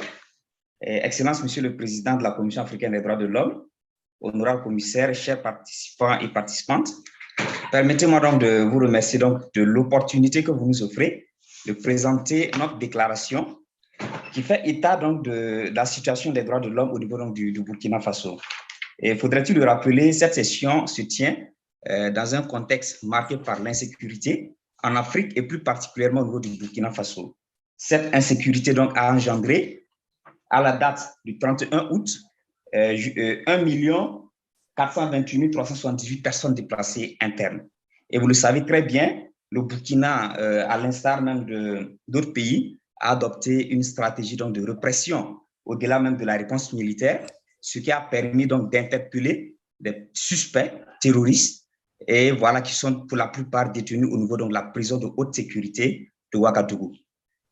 Monsieur le Président de la Commission, il faut le dire, la prison de haute sécurité de Ouagadougou, c'est un établissement à caractère spécial qui a été créé en 2012 dans l'optique donc de désengorger les maisons d'arrêt et de détenir uniquement donc les personnes poursuivies donc pour des actes de grand banditisme et de terrorisme.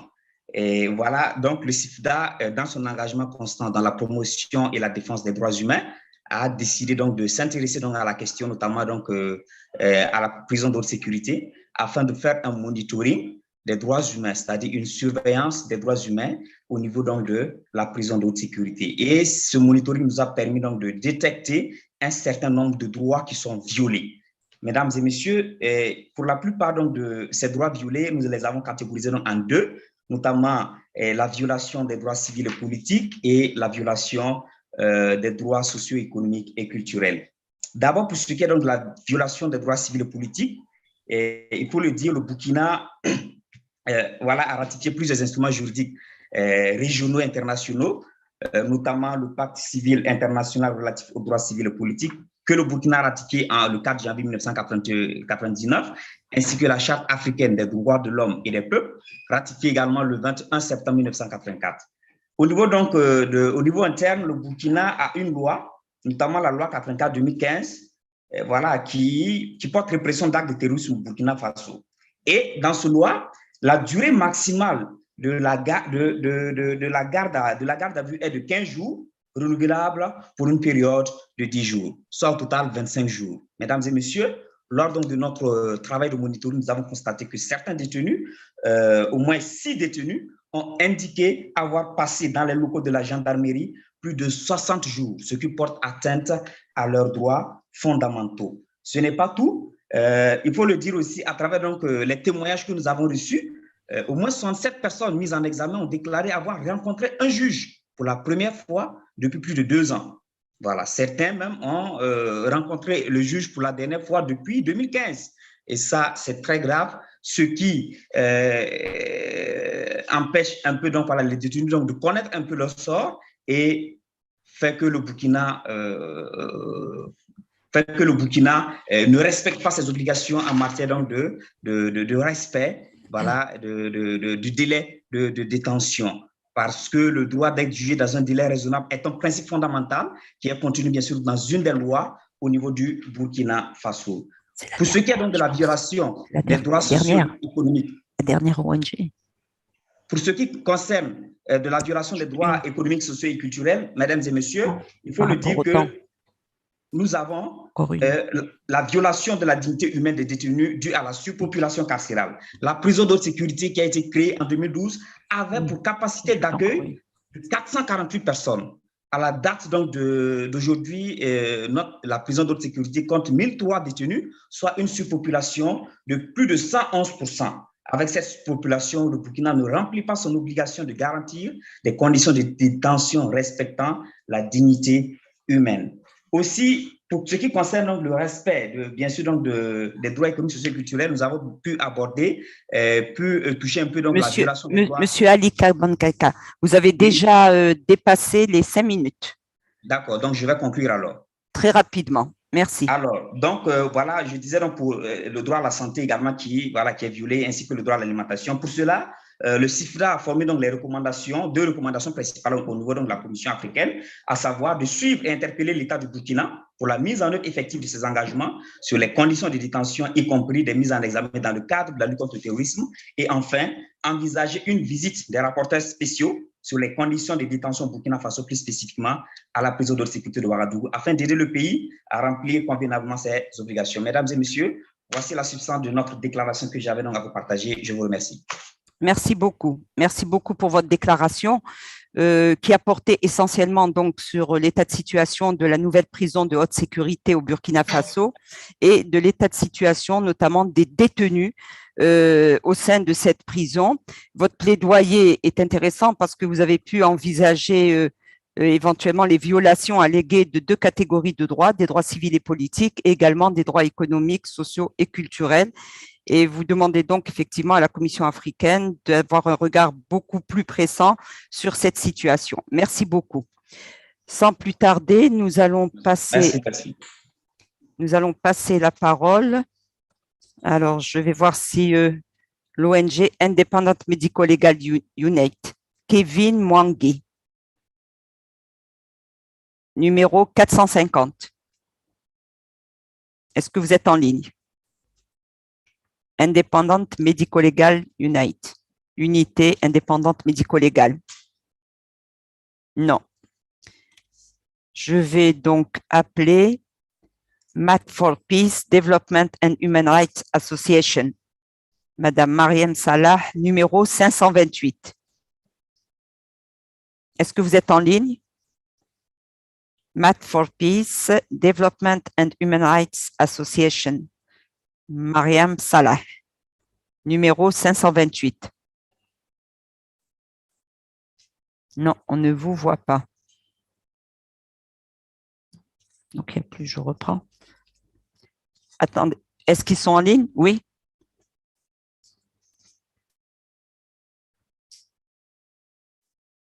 Vous êtes en ligne?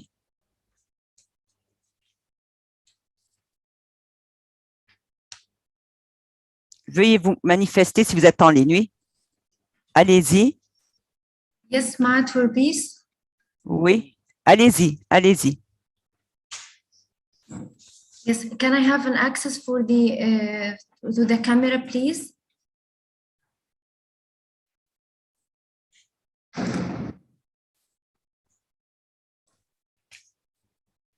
Normalement, oui.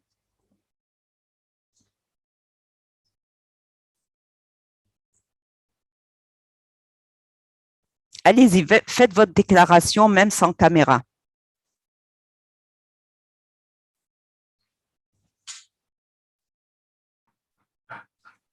Voilà, vous êtes sur l'écran. Matt for Peace is there. Allez-y.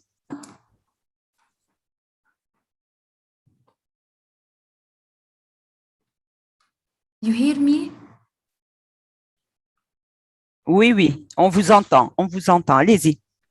Thank you, Madam Vice President. Matt for Peace Development and the Human Rights Association congratulate the new office of the Commission and really appreciate the great effort to sustain human rights in Africa.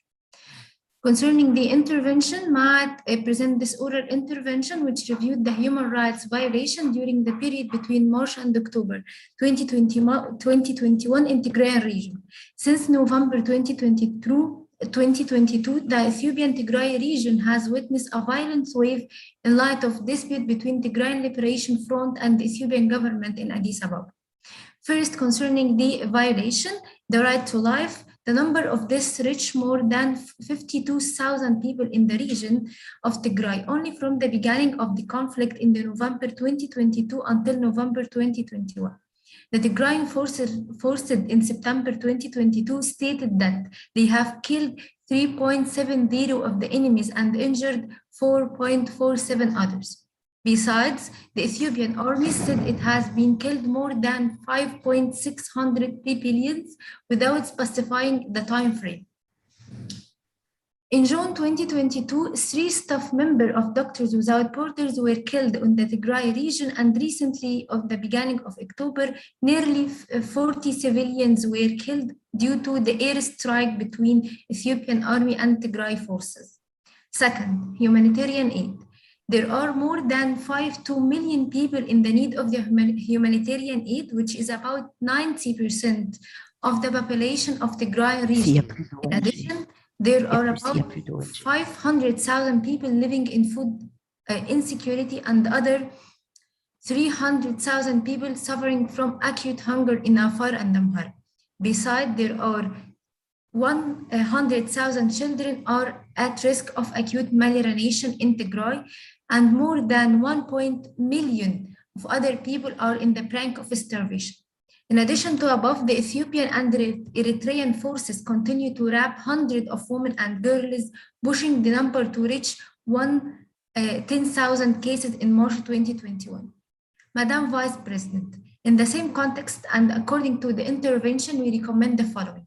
First, the Ethiopian government, with the Commission and EU support, should provide immediate and adequate emergency assistance, including medical care, food, and shelter, to thousands of refugees and asylum seekers, and they must identify and support people who particularly in the special need, including women, children, people without disabilities. Second, expanding the competences of the African Commission to follow up the situation by Tigray, by expanding the mandate of fact-finding mission and allowing it to communicate with the human rights defenders and the humanitarian working organization in the Tigray region. Third and finally, we call on the committee to strengthen the national reconciliation mechanism and all means of transitional justice, especially after one year of Tigray war. Thank you, Madam Vice President.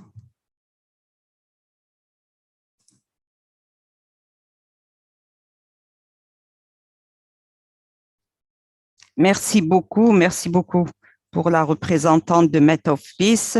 Vous avez évoqué surtout, encore une fois, la situation qui prévaut en Éthiopie, dans la région du Tigré, et également le fait qu'il y ait de nombreuses personnes déplacées. Vous avez évoqué le chiffre de 52 000 personnes déplacées entre le 22 septembre et le 22 novembre, et également les atteintes au droit à la vie, le problème également de l'identification des personnes vulnérables, et également la multiplication, vous recommandez la multiplication des missions d'établissement des faits et également un certain nombre de violations issues de cette crise. Je vous remercie. Je vais repasser la parole au président. Madame la vice-présidente, merci beaucoup pour la parole. Je pense que nous allons prendre une pause d'un quart d'heure et puis on va revenir. Il reste très peu d'ONG sur la liste, 2 ou 3. Et puis nous terminons. On prend 15 minutes de pause.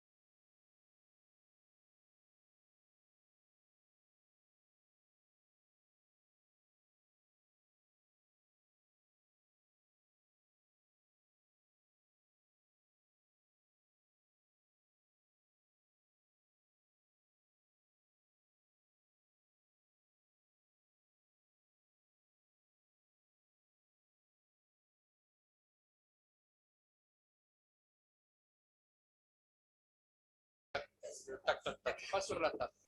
C'est incomplet, ça.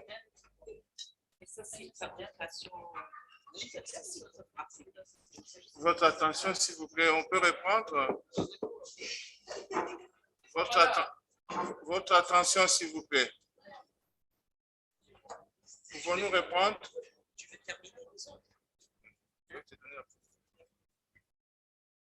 Pouvons-nous répondre?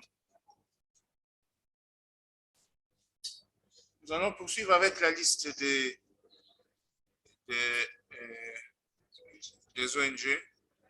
Je repasse la parole à Madame la vice-présidente qui nous conduit dans ce point relatif à la situation des droits de l'homme avec les ONG. Merci beaucoup, Monsieur le Président. Nous allons donc aborder le dernier segment de la session d'aujourd'hui, toujours avec les déclarations des organisations non gouvernementales. Alors, j'ai sur ma liste l'ONG Muslim for Human Rights, Madame Marie Rambu, je crois, ou Rambou. Muslim for Human Rights. Est-ce que vous êtes en ligne? Oui. Alors, vous avez la parole pour 5 minutes. Yes, I'm here.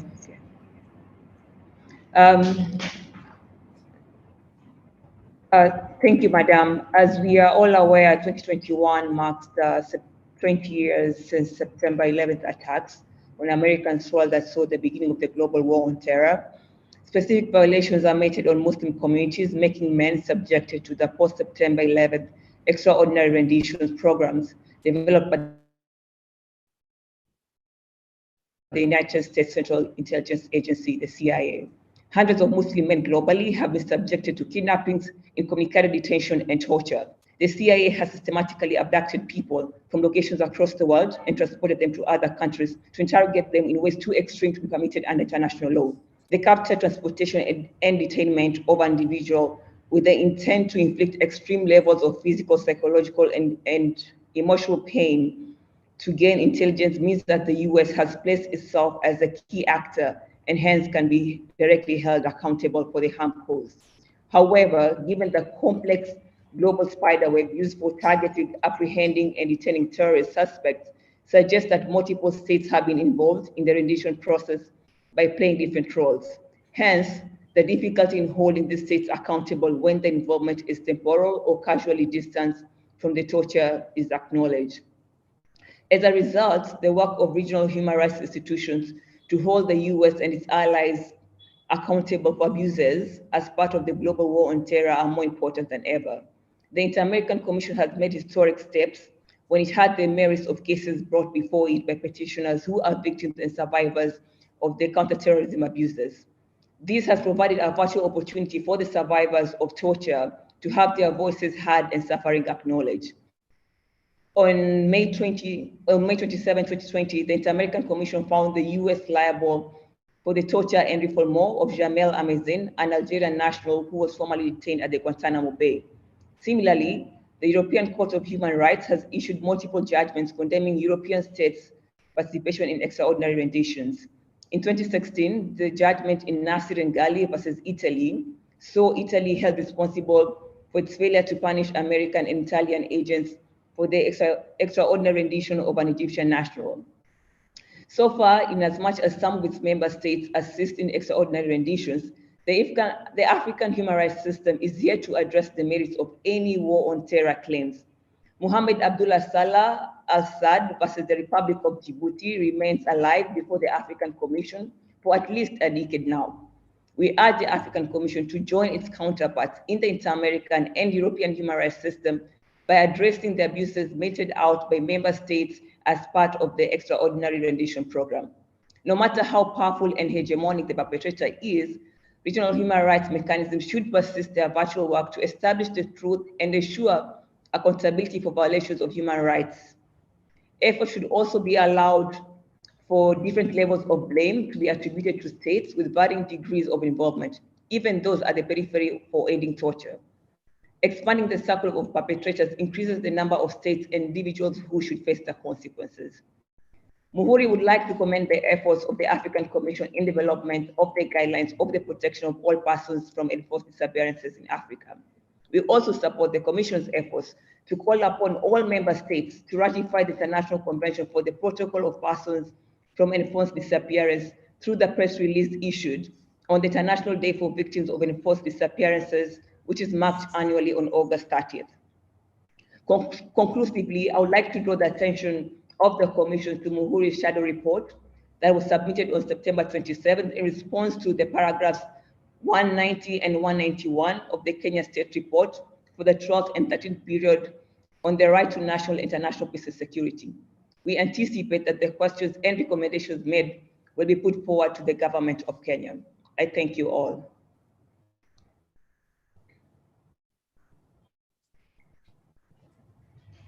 Merci beaucoup, Madame Marie Rantou, représentante de l'ONG Muslim for Human Rights. Merci d'avoir évoqué des exactions commises contre des communautés musulmanes après les événements du 11 septembre 2001. Et également, dans votre déclaration, vous avez mis en exergue les cas d'expulsion et les atteintes notamment à la dignité des personnes de certains de ceux qui sont peut-être considérés comme étant les auteurs. Alors, vous avez évoqué les lignes directrices adoptées par la Commission. Ces lignes directrices ne sont pas encore adoptées par la Commission africaine des droits de l'homme et des peuples concernant les personnes disparues. Elles vont l'être prochainement et je pense que vous en ferez un bon usage. Alors, sans plus tarder, nous allons passer la parole à Human Rights Watch avec Madame Karine, qui doit être en ligne. Human Rights Watch, vous avez la parole.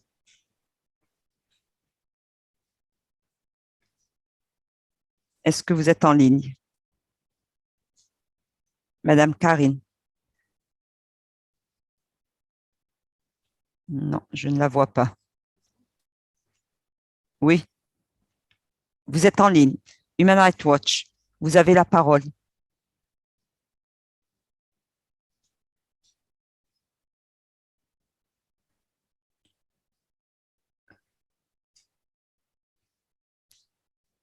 Human Rights Watch, est-ce que vous êtes en ligne? Can you hear me? Oui. Allez-y, Karine. Oui. C'est la représentante du Human Rights Watch. Madame Kaneza, allez-y. Thank you very much, Madam Vice Chair. Unfortunately, I don't see my camera. It's fine. Your Excellencies, Honorable Chairperson, Honorable Commissioners, ladies and gentlemen, we welcome this opportunity to address the African Commission on Human and People's Rights during its 69th session on the state of human rights in Africa. We congratulate the newly elected Bureau and look forward to our continued collaboration. Human Rights Watch acknowledges the efforts by many African governments to secure vaccines for their citizens, but the COVID-19 pandemic has also exposed glaring economic inequalities and African governments' weak social protection systems and failure to fulfill people's rights to social security and an adequate standard of living. In Kenya, we published a full-length report documenting rampant irregularities, cronyism, and nepotism.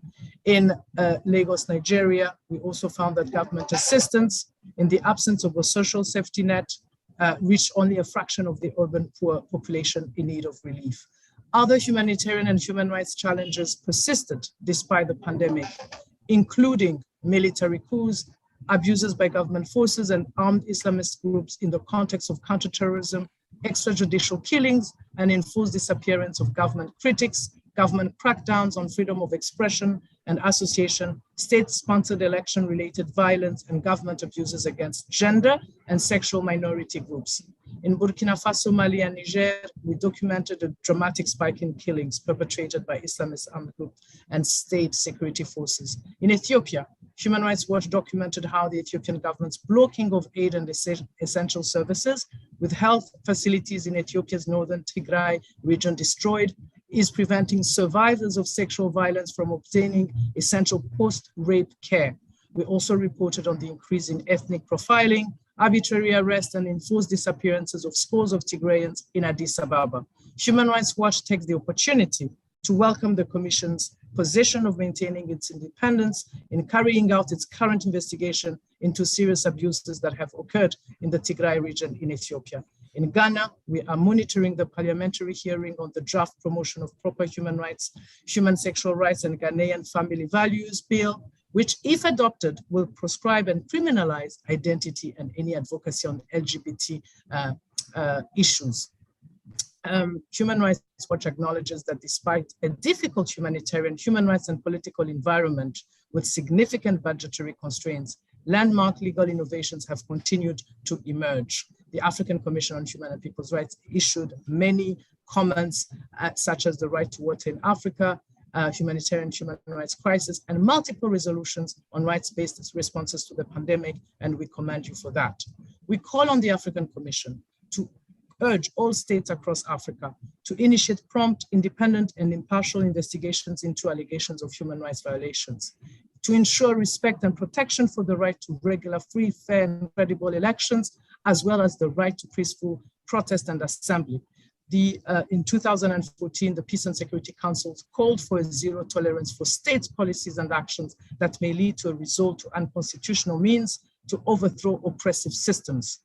We call on African governments to ratify the African Charter on Democracy, Elections, and Governance, to become more responsive at tackling human rights problems that leads to military and other kinds of takeovers, as this will yield better and long-term results for peace and stability on the continent, to move forward with the implementation of accountability mechanisms, including the establishment of the hybrid court for South Sudan. And finally, the African Commission on Human and People's Rights and AU member states and policy organs should collaborate and coordinate on human rights respecting and protecting responses, including on the Tigray conflict and military coups. AU member states should utilize the applicable African Union legal instruments at their disposal to center people, human rights, and democracy on the continent. Thank you.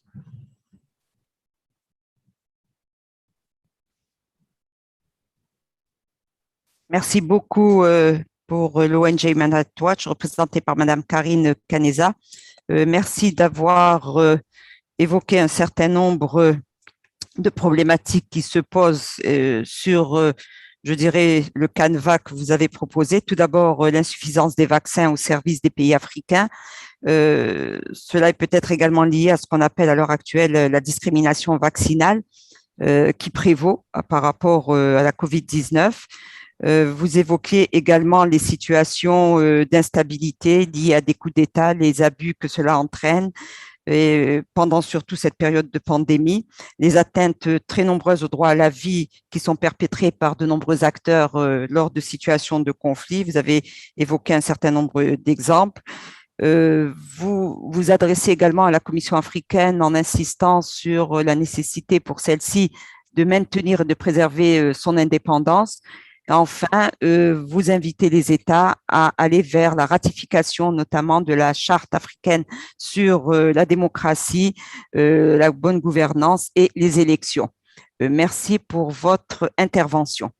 Alors, je vais voir s'il y a d'autres ONG qui sont celles que nous avons eu à interpeller ce matin, mais qui n'avaient pas répondu aux demandes. Je vais revenir à National Coalition of Human Rights Defenders du Kenya. Est-ce que cette ONG est présente? Elle porte le numéro 500 concernant son statut d'observateur. National Coalition of Human Rights Defenders, Kenya. Non. Je vais donc appeler Ojek People's Development Programme. OPDP, Daniel Kobe, numéro 426. Non plus. Alors, l'ONG Haki, Humanity, Action, Knowledge and Integrity Africa, numéro 519. Non plus. Je passe à l'ONG Android Welfare Council. Monsieur Eric Kimalit, numéro 448, statut d'observateur. Android Welfare Council. Est-ce que vous êtes en ligne? Non plus. Alors, je passe à l'ONG Independent Medical Legal Unit. Numéro 450, statut d'observateur. Non plus, vous n'êtes pas présent. Donc, je vais redonner la parole au président. Monsieur le Président, je vous redonne la parole. Merci. Voilà, merci beaucoup, Madame la vice-présidente, de nous avoir conduits dans ce deuxième segment de la journée du 16 novembre 2021 en rapport avec le point 3 sur la situation des droits de l'homme en Afrique. Suite. Je pense que nous sommes à 8 minutes de la fin en raison de ce que les ONG qui s'étaient inscrites ne se sont pas manifestées. Il y a lieu pour aujourd'hui de nous arrêter à ce niveau, quitte à ce que nous puissions reprendre nos travaux demain à 9 heures. Nous reprendrons avec une liste actualisée des ONG qui vont s'inscrire cet après-midi.